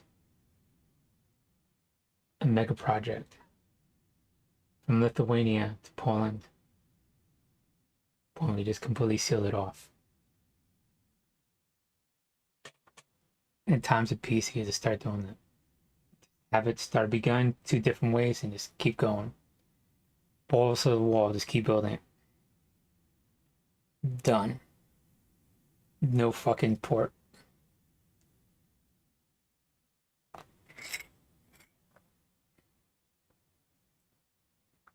And then you have a dam right there making electricity. Have them have a referendum to join. Um, I don't know. Because I think right now they're culturally, a lot of them are Polish. Used to be German, so it's just so odd looking at these areas. Used to be German speaking, Prussia. Now it's this. You had the Lithuanian Order. You had the Teutonic Knights go up there. They were pagans and the Great Northern Crusade. And now you had the Finnish come down as Estonia and all this other stuff. It's just like, you're removing the people who live there, the Ukrainians, right? You're moving Ukrainians, you're putting Russians in. Like, oh, we're defending Russians. You put Russians in there. That was Ukrainians. It's like, you know what I mean? So what you're trying to do is enable them to vote for themselves, govern themselves. So you let them make the decisions instead of dictating, like, redrawing map lines or whatever. Having the people that are already there making decisions, regardless of the lines on a map. So it's hard to wrap your head around that idea. It sounds one and the same to someone that's not um, understanding, what you're trying to do, because these are people who want to put out perceptions rather than furthering people. So you take away the borders and realize these are people that live there that are similar to other people around them, beyond their borders or whatever. And you enable them to make decisions as a community as they would in the borders next to them that live in a democracy. That it could make decisions best for themselves, because now you got groups of people who are living in a dictatorship being told what's best for them. And we don't want to get in that mentality of we need to defend them. We need to enable them to govern themselves. So it's a different mentality, and corrupted people can get a hold of this mentality because it's altruistic and usurp it and co-opt it as a controlling mechanism to those people. So you want to get out of that kind of train of thought. So you literally want to do these firm, aggressive political maneuverings, but it has to be for the greater good for those people without us dictating what the greater good is for these people. And that's difficult. It takes a lot more mental energy, a lot more thought, and it has constantly be attended to, because someone could come along and be like, oh, take this good thing, and because there's good perception, and just run it into the ground, repeatedly, what I'm saying? So, and who does that really help? Momentarily for that group of people. So that the group of people that usurped it, that took control of it or whatever, then but the greater good is for enabling those people to govern themselves. So, like I said, just I was thinking about that because there's a major port right there. And then I saw like these outer islands, whatever, right? Because that'd be Koningsberg. And then right here, then it's Poland right here, right? And then you saw this sort of kind of bay. And I always thought these were like two different, like Lithuania and Poland were, I mean, they're different, but I realized both of them are in NATO, and I was just like, that's what you just got to do, because you see this right here, Estonia, this Gulf of Riga, you could build a dam right here, and you have those tidal waters coming in and now you have a lot of electricity, so you have a mega project, and you just completely seal it off politically, You're not going to do anything without war. And you gradually constrict the dictatorship of Russia. Because we're not growing democracies, we're constricting. We have to keep growing democracies. We either are growing or shrinking. And ideally, and you don't want to do it by force. Now, of course, World War III, but you got to be aggressive politically and keep pushing to see how much you could get away with without causing confrontation, instead of them constantly pushing you, see how much they could get away with without causing confrontation. I mean, it can't be all nice and polite all the time, I'm talking about you got to be a little pushy, what I mean? Be assertive, cool, whatever, I'm talking about. I'm saying? But you want to create that environment where you could be cool and be friendly and polite, and you have the luxury of being cool and polite where people won't take advantage of. And that's a democracy. And that's what I would like to think a democracy is. Where you could have the best of you come out instead of, oh, look at that fool or whatever. But he's calm and cool because he knows he can get other calm and cool people that will, will give him the right information and be positive, do the right thing or whatever, and he's relaxed, but it's just like, well, now we look at people like that as, okay, well, they're polite because something other than being confident, You know what I'm saying? And too much, and that's the problem with the world. The problem with the world is not that we don't have enough people willing to fight. And I learned this at a very young age. The problem with the world is we have too many people that are willing to fight for the wrong reasons, for the perception of being the best, for the perception of being subjugating people around us. And too many people have that mentality. And that's what causes all the problem in the world. We need people that are cool, chill, that are ready to fight for the right reasons, but are still cool and chill and showing the best of personalities no matter what, and trying to get the environment for others and using that skill and creating that atmosphere for everybody else, you know? That's what it is. But we think the opposite of doing that because they're weak. No, that's strength. And we need more of those people creating that environment, you know what I'm saying? On a small level and on a larger level, you know what I'm saying? But too many times it gets co-opted. And as a democracy, we have the ability to constantly adapt so it doesn't get co-opted. Because a dictatorship, you have in the Roman times, you had good emperors and you had bad emperors. You know what I'm saying? The bad emperors always made it look like they're doing good things for the people, but the simple fact of it, they're a dictator is that they're not. There's just no way they could handle everything. Just can't.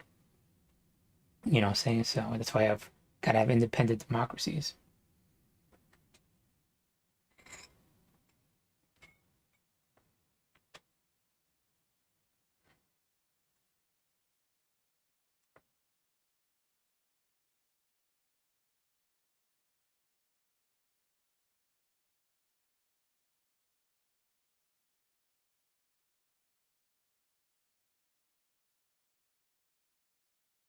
I see a lot of things about Taiwan.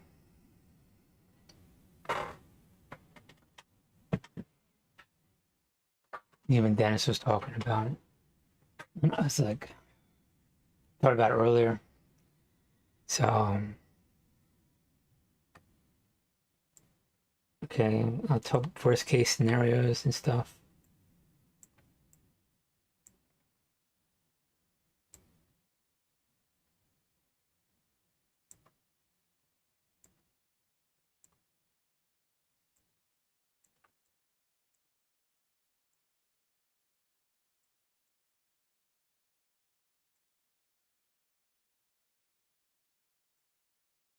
Okay, so I'm not too familiar with Taiwan at all. Um, but the way things are now, even generals are talking about it in front of Congress. We live in a destabilized world where, you know, I want to say like Taiwan being invaded is within the next 5 years is pretty intimate. It is, it's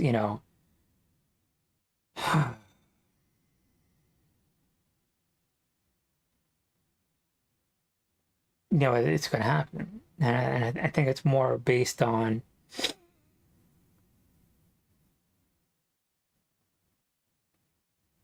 when China,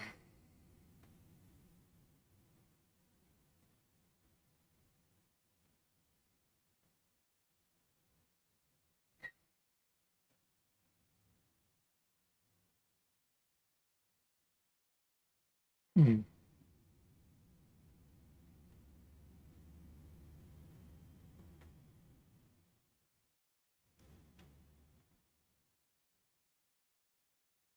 when China knows they could take it, obviously, but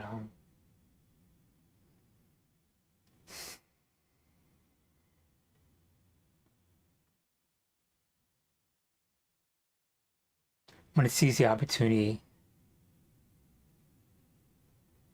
that it could be taken, so you can't really put a date on it. And I think that's why everybody's looking at Taiwan right now.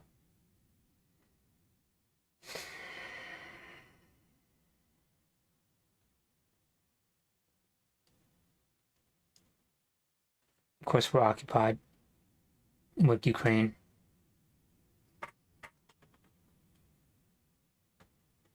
It's a different a different type of beast, it being an island to resupply. I heard that. I agree with that. I think time, how much time do we have? 5 years, 10 years, 20 years? I think it's a matter of time before they do invade it. You cannot get in the mentality of the status quo and that's good enough. I mean, it's so arrogant. Now, what we're doing of non recognition, whatever, that's, think about it. That's just, it's a political shield, and that's it. It's not going to prevent China from trying to take it at all. And I don't know what to say about the time frame at all, but opportunity is a big aspect of it. Obviously, that's what it is. You know, like more over here, it's gonna be one more thing. It's just gonna happen.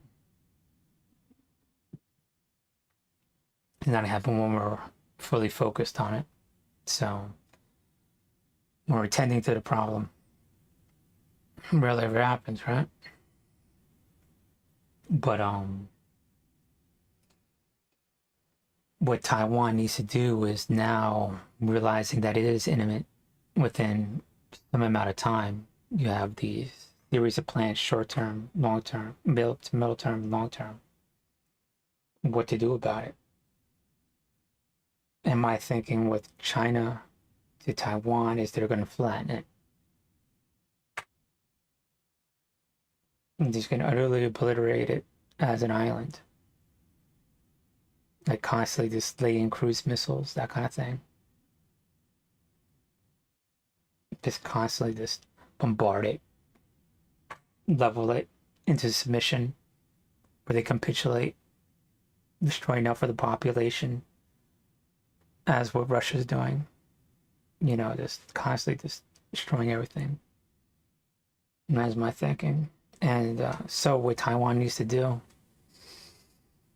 is, as what the Finns did, have a national project, just keep digging down, making bomb shelters.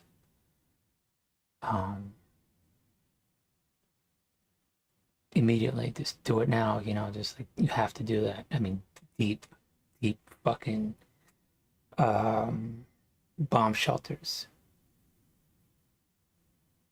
all over the island, more than the population can handle, and the population is huge. You know what I'm saying? So there's massive, and they have stockpiles of food and medical equipment. And then Defense Production Act, their version of it, anti-air, anti-missile weapons, so they could shoot down as much as the cruise missiles as possible. I mean, it could get bristling with kinetic. That's what I call for the actual anti-air machine guns, cannons, the kinetic rounds, and I call the anti-missile missiles anti-missile missile. When I meant kinetic, I meant the actual physical capability of a machine gun or cannon to shoot down anti-air. Not the other term is doing something. So more anti-air machine, like we have like on a ship, those kind of shoot down mortars and that kind of thing, but have them a bigger version of that all over the island. Or, you know, you constantly shoot down cruise missiles, whatever, nonstop. And then you have the bomb shelters. And what Taiwan would now have to do aggressively by itself, go after all of China ports, all of China. So that's how they're going to get to Taiwan, is to land, right? So aggressively just have their cruise missiles launch from inside of Taiwan after all the nearby ports, and then just keep expanding those as many ports as you get to outwards. So they had to, in those caverns in Taiwan, just constantly pump out cruise missiles, whatever, bomb all the ports. And how we can resupply it? It's an island. So what we'd have to do is, I'm thinking politically out of the box, and I was like, where's a third party that could protect a port that doesn't get annihilated? And I was thinking, the Philippines, it's not big enough. I mean, Taiwan, Philippines could have a military pact to have military weapons built in the Philippines, so they could take off from there or whatever, so it's protected a little bit. That way it's a shorter trip to put in cruise missiles and that type of thing. It's war supplies. Yeah, Philippines are right here. So in here, we would have like factories up in here. That way they could get into Taiwan. That kind of thing. I mean, I wouldn't say factories, but something that could transport. You have it protected from the annihilation of them trying to level the island, whatever. That's what they're gonna do. They're gonna completely obliterate it, just bombard it, no matter what. And so you would have to have a port also.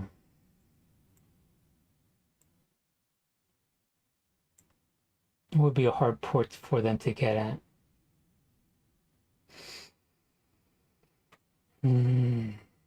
Okay, we'll do this.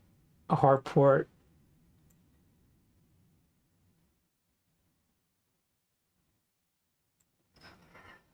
Like right here.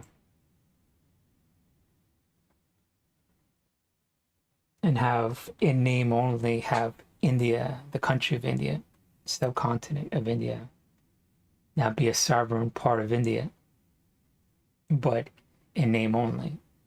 It would be de facto part of Taiwan, but it would be protected politically, so China wouldn't attack it as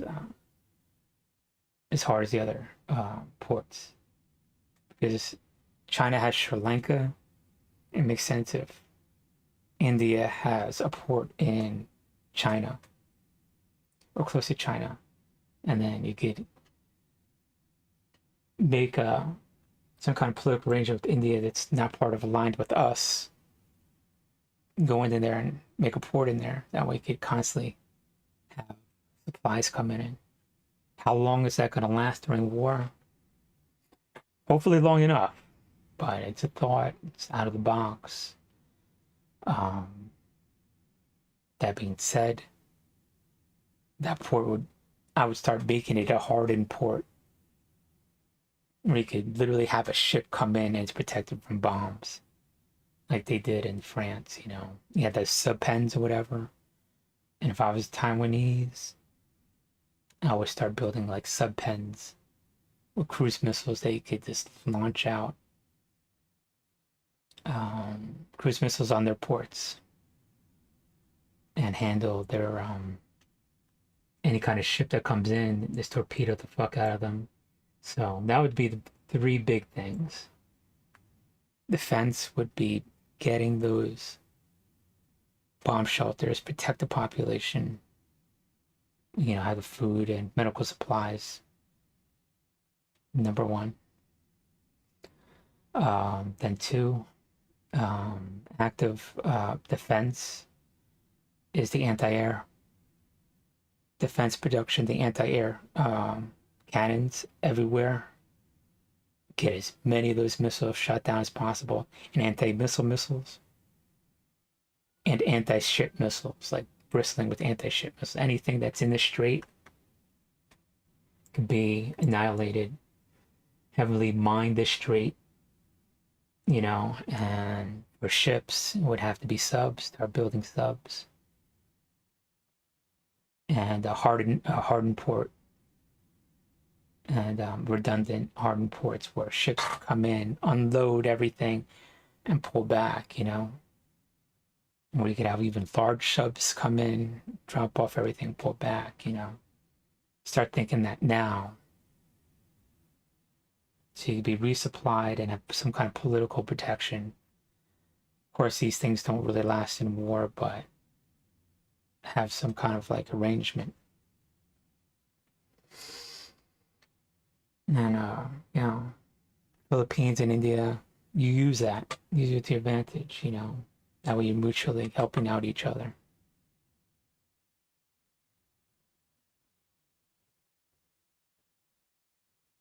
But if they have enough anti-ship missiles and anti-air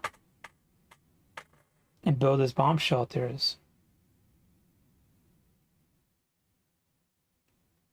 China might have billions of people, but I don't think they could take it. I know it's crazy, but if you Defense Production Act it, and if nothing's landing on it, and they have enough shelters, think about it. And if Taiwan's are ultra aggressive and just bombarding all their ports or whatever, it's not going to be this quick thing. It can be this quick thing, but I think a lot of their sea power will probably be obliterated if they Defense Production Act certain things. The anti-missile missiles, some serious submarines with anti-ship and anti-cruise missiles. Yeah, I don't see China taking it. I don't know if I'm am I missing something? I don't know. But then certain things could be done. They have to start thinking outside the box too. You know, making sure they could get resupplied, having those hardened ports, getting those bomb shelters. Like Finns have enough bomb shelters for more than the population. And the thing is, like once you have those bomb shelters, they don't have to be stagnant. You could actually have industry down there. Use them already. So you have additional space in Taiwan.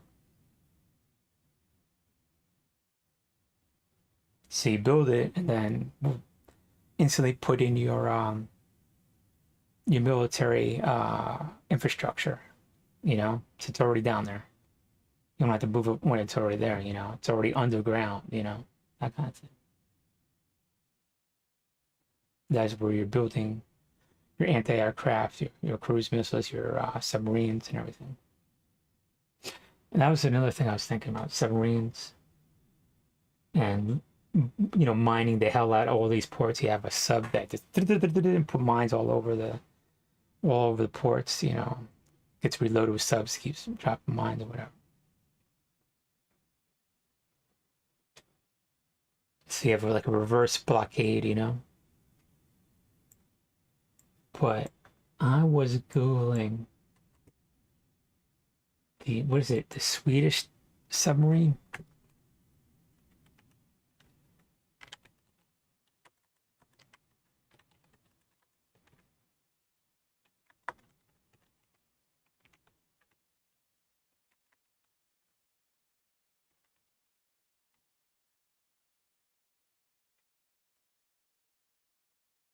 The Gotland class. The Gotland. Is that an island in Sweden? The Gotland?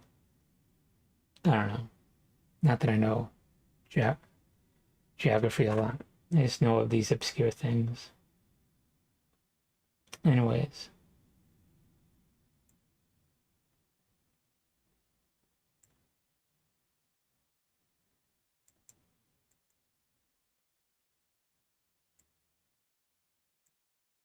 look on the map.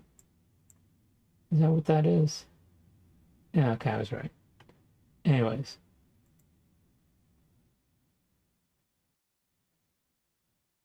these are smaller subs, right? And what is good about these, they're not mini subs, like the little, I'm in a sub and I have two people or whatever. But these are subs that could really handle, that they're designed for shallow water. So, and I think that's important because they could handle the Black Sea.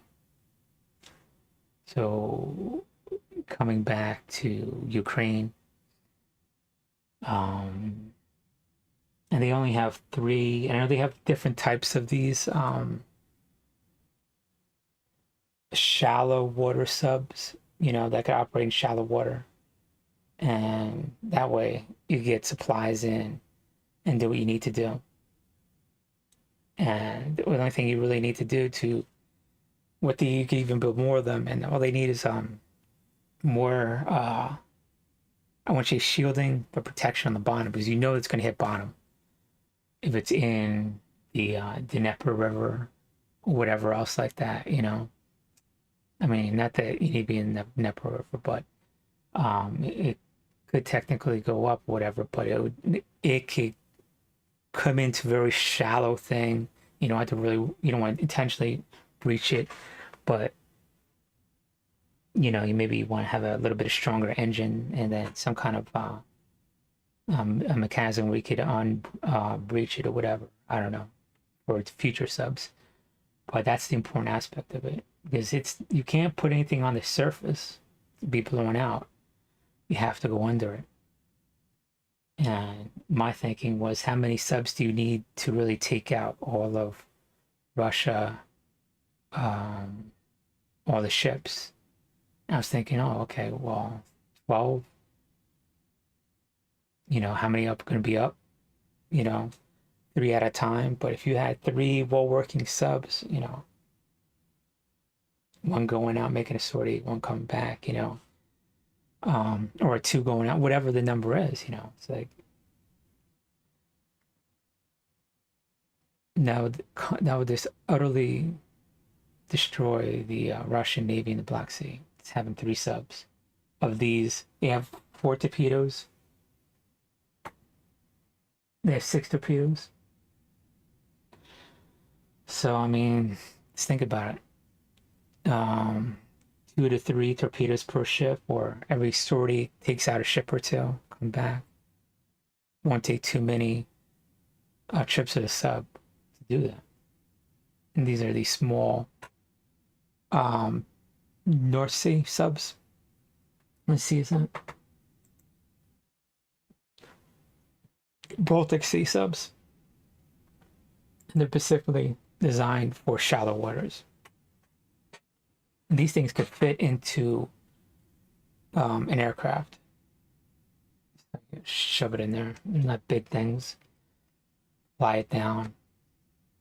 Land it in Odessa. Have it go right after the Russian Navy. And right now, Sweden is not part of NATO, so they could give it, and we're all concerned about it, so it's like, literally, it's not from NATO. And the thing about it is, Sweden, Finland needed to build this army because they need to be independently defended without NATO. So now, when they become part of NATO, they have a little bit of excess equipment, a little bit more leeway to give, so that's my thinking.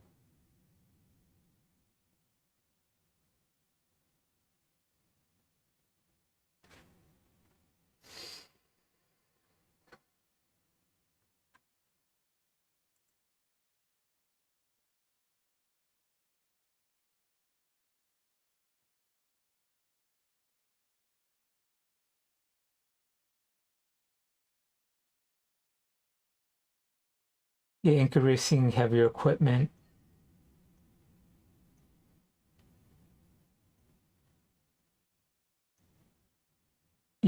Gradually, as I said before.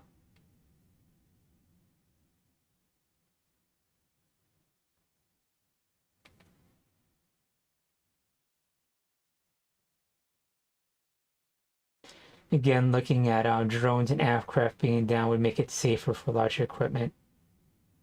and even large-scale raids into Russia. The other side of the token, not just small introducing those things, but thinking for everything in between. Attriting certain units, of course. And now you want to think about going after more strategic targets.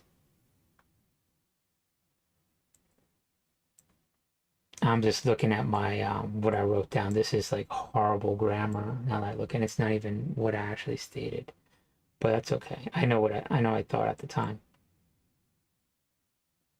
I'm just gonna click that off.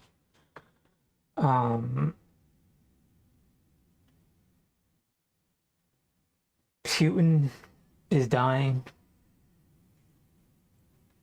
He knows his mortality. Like, he knows he's dying. He's not going to be Alexander the Great. He only has so little bit of time to conquer and reestablish a Roman Empire, to conquer the world, as we all did as kids, because he's up there. No one's telling him no. He thinks he could do whatever. The world is his playground. It's not based on it's not based in reality. But it doesn't matter if it's based on reality. He's sending people in to die based on what he wants, not what reality is, what I'm talking about. So you could say what reality is. Doesn't matter, because he's making his decision based on what he feels. And he knows he's dying, so he has to do it now. He has no choice, Like, there's probably some part of it, knowing if he fails, I would like to think that he would destroy any aspect of Russia making a dictatorship after him, but I don't know. If he does, then he would have to send in all of his military and everything that's capable of making a dictatorship into Ukraine to be annihilated. So the only thing left are people to make a democracy.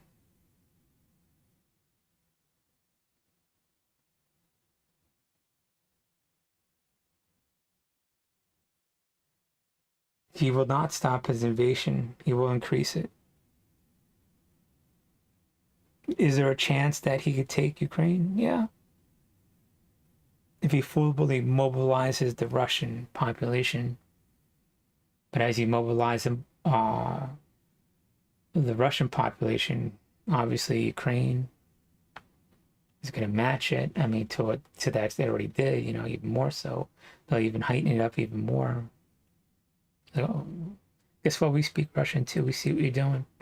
We see you. They already see them. So there's just no way. This is not.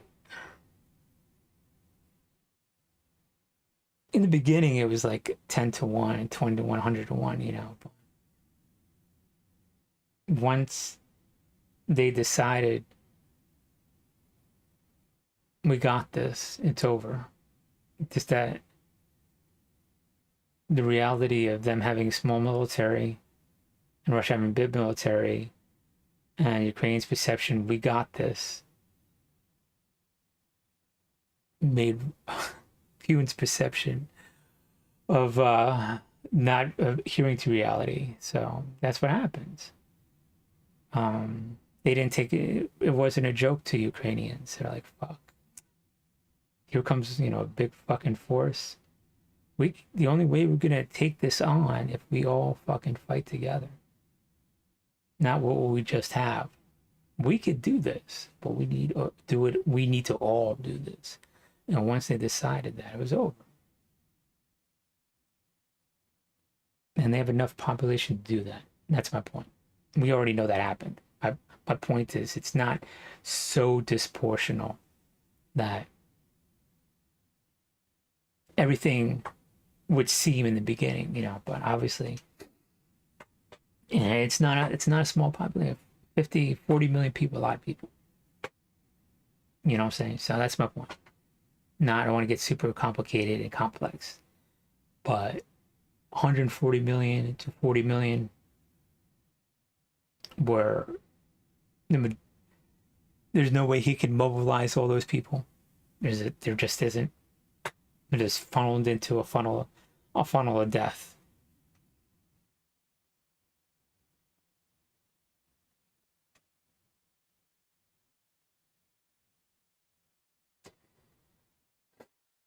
I mean, I think he will slowly start to constrict more and more of his populace, sort of like a culling of his people. You know, unfortunately, good people be sent to do evil things. Um, but my thinking is just like the people he doesn't want in the country to begin with. And we could use that to our advantage, or Ukrainians could use that to their advantage. Even though it is risky,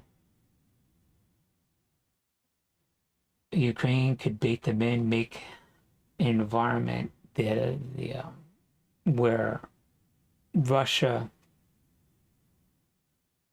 is sending in the worst of the Russians, or the more Nazi-minded Russians, the more nationalistic Russians, those that want war, willing to subjugate others, that want this war, that they suck them in. And they consolidate all those people into one place. And you kill them.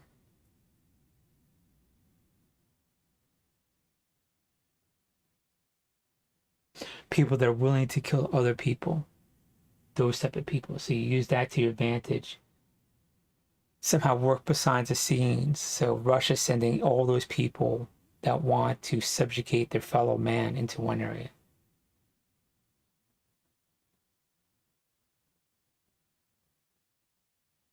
You know, people even want to subjugate other Russians. Go to Ukraine. Want to do that? Go to Ukraine. And it's highly risky. Like I said, it's very risky. But you keep hyping them up in Russia. Yeah, go to Ukraine. Yeah, fucking feel like that. You feel like that too. Don't encourage that perception. You don't want to foster hatred. But if they're already that, have them go to Ukraine. Have Ukrainians in Russia, getting them to go to Ukraine. It's highly risky if you know you're winning, because if you get them on this one spot,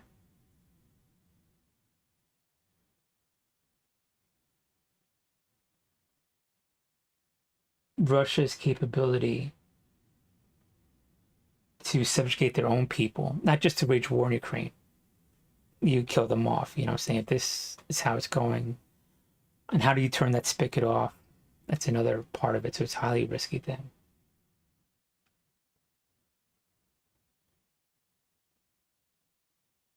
And even so, that's a military aspect. So you could even get more of those police forces into Crimea. So if you could get in weapons into Crimea and to the areas that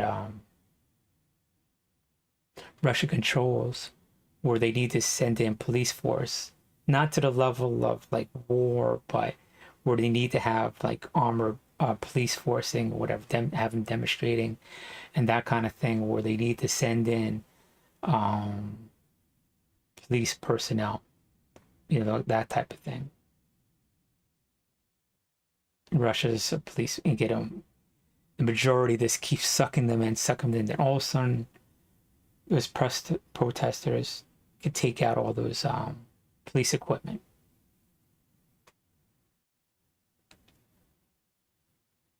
And this is how you diminish Russia's ability to suppress a revolt in Russia, because now not only all the people that want to fight and subjugate Russians and other people are dead, now all the police units are significantly destroyed, occupied.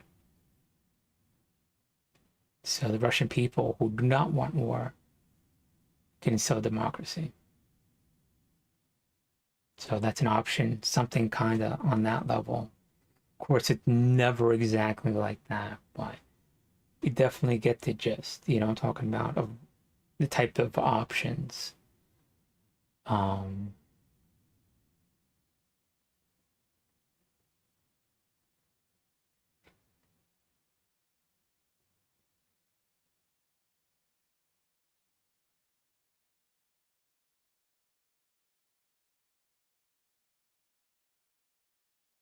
You want that general revolt in Russia. And you don't want to rely on just like one way of doing it. You want to have like so many things, just in play, you know, as much as you can.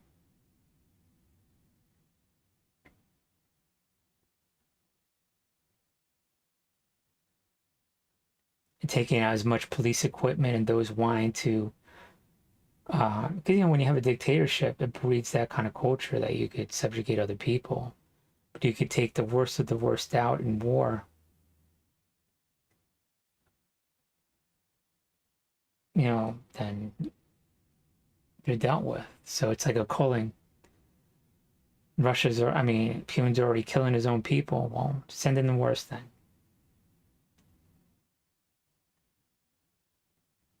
I mean, that's a good thing for Ukraine. A little bit of tangential. They're sending in the worst, but Ukraine has the best. Like, the best people, you know what I'm saying? It's just like, it's just like the best minds Ukrainians produce. They're jarred into action. We got to defend Ukraine. Because normally when war starts, only part of the population's for it. Started over some dumb shit. And so you don't have the best minds working the problem. It's sort of kind of part of what we have to do as a country. Oh, there's war going on. Okay, we got some minds on it. Yeah, yeah. But when a country's fully at war, all the top minds are on it. You get all these brilliant people. You know what I mean? It's good.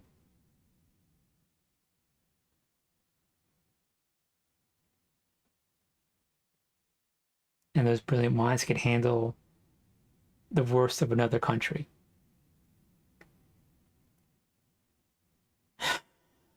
And they're doing it now, the Ukrainians. We're already reaching out to Russians, and so, look, long-term goal, we don't want to be attacked. And you got to be a democracy, It's like, well, whoever comes in, we have to kill them. But it's such, it's very, like,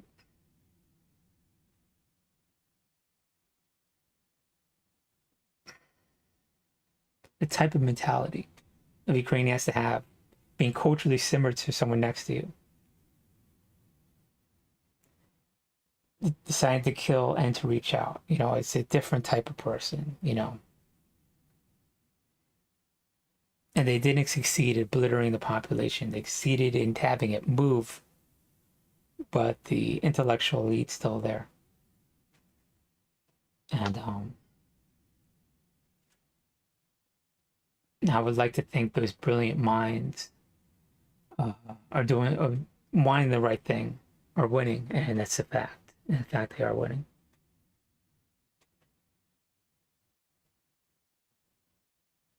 And the people who are doing fucked up shit, want to subjugate others, are not. People rely on perceptions and bullshit. Because even through the bullshit and perceptions, the truth and trying to do the right action as gratefully as possible for the betterment of humanity is winning. You know what I'm saying? No matter what is said about it.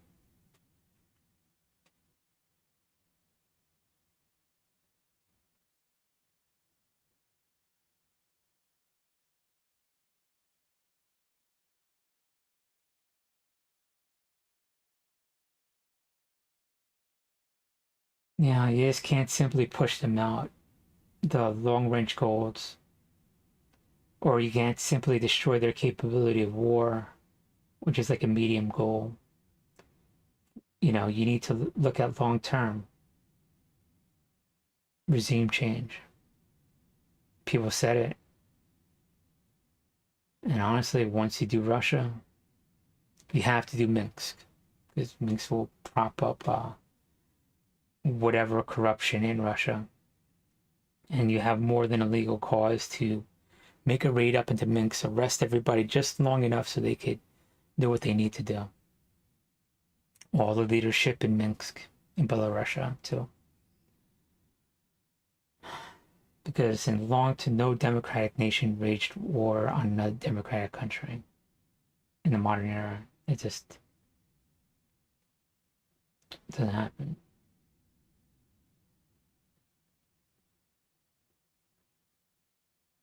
And I think that's everything. Probably be a while to make another one of these. Like I said, there's great minds already working on this. I want to have my information go to that high level stuff that you can't normally say to people because we're confined into our current way of thinking, and have those ideas and thoughts, certain aspects of what I said, at least start a conversation, see if that's the best course of action. But that's what I came up with.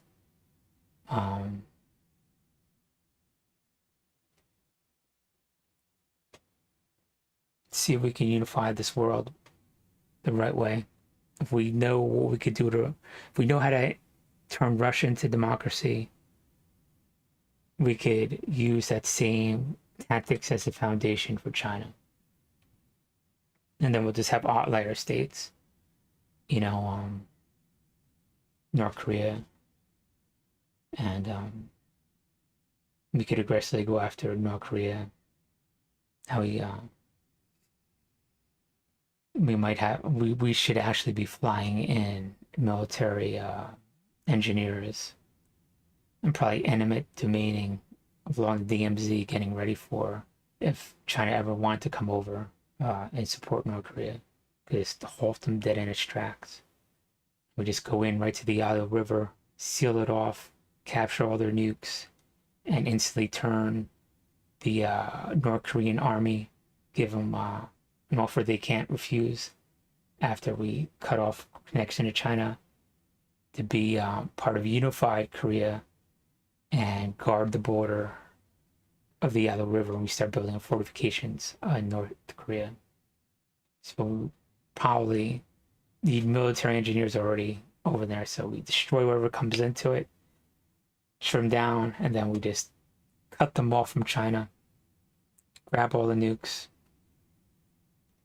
and turn the whole North Korean army against and guard that whole mountain range up there. Boom, done. Let's be super aggressive. But we can unify the world. But like I said, it needs to constantly be attended to. So no one co-opts it. There's something nefarious. And it's not something just one person. It would have to be a bunch of minds constantly come together repeatedly to make it happen. You know, and that's the power of a democracy that could do that. And we can't be complacent. We always got to be adapted to whatever situation, use the power of what a democracy could bring to do so. All right. But just to some longer term, bigger things, hopefully it does some good.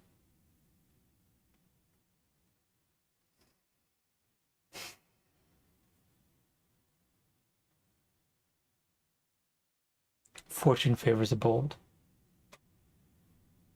And maybe we could have peace in our time. All right. Glory to the heroes, glory to Ukraine.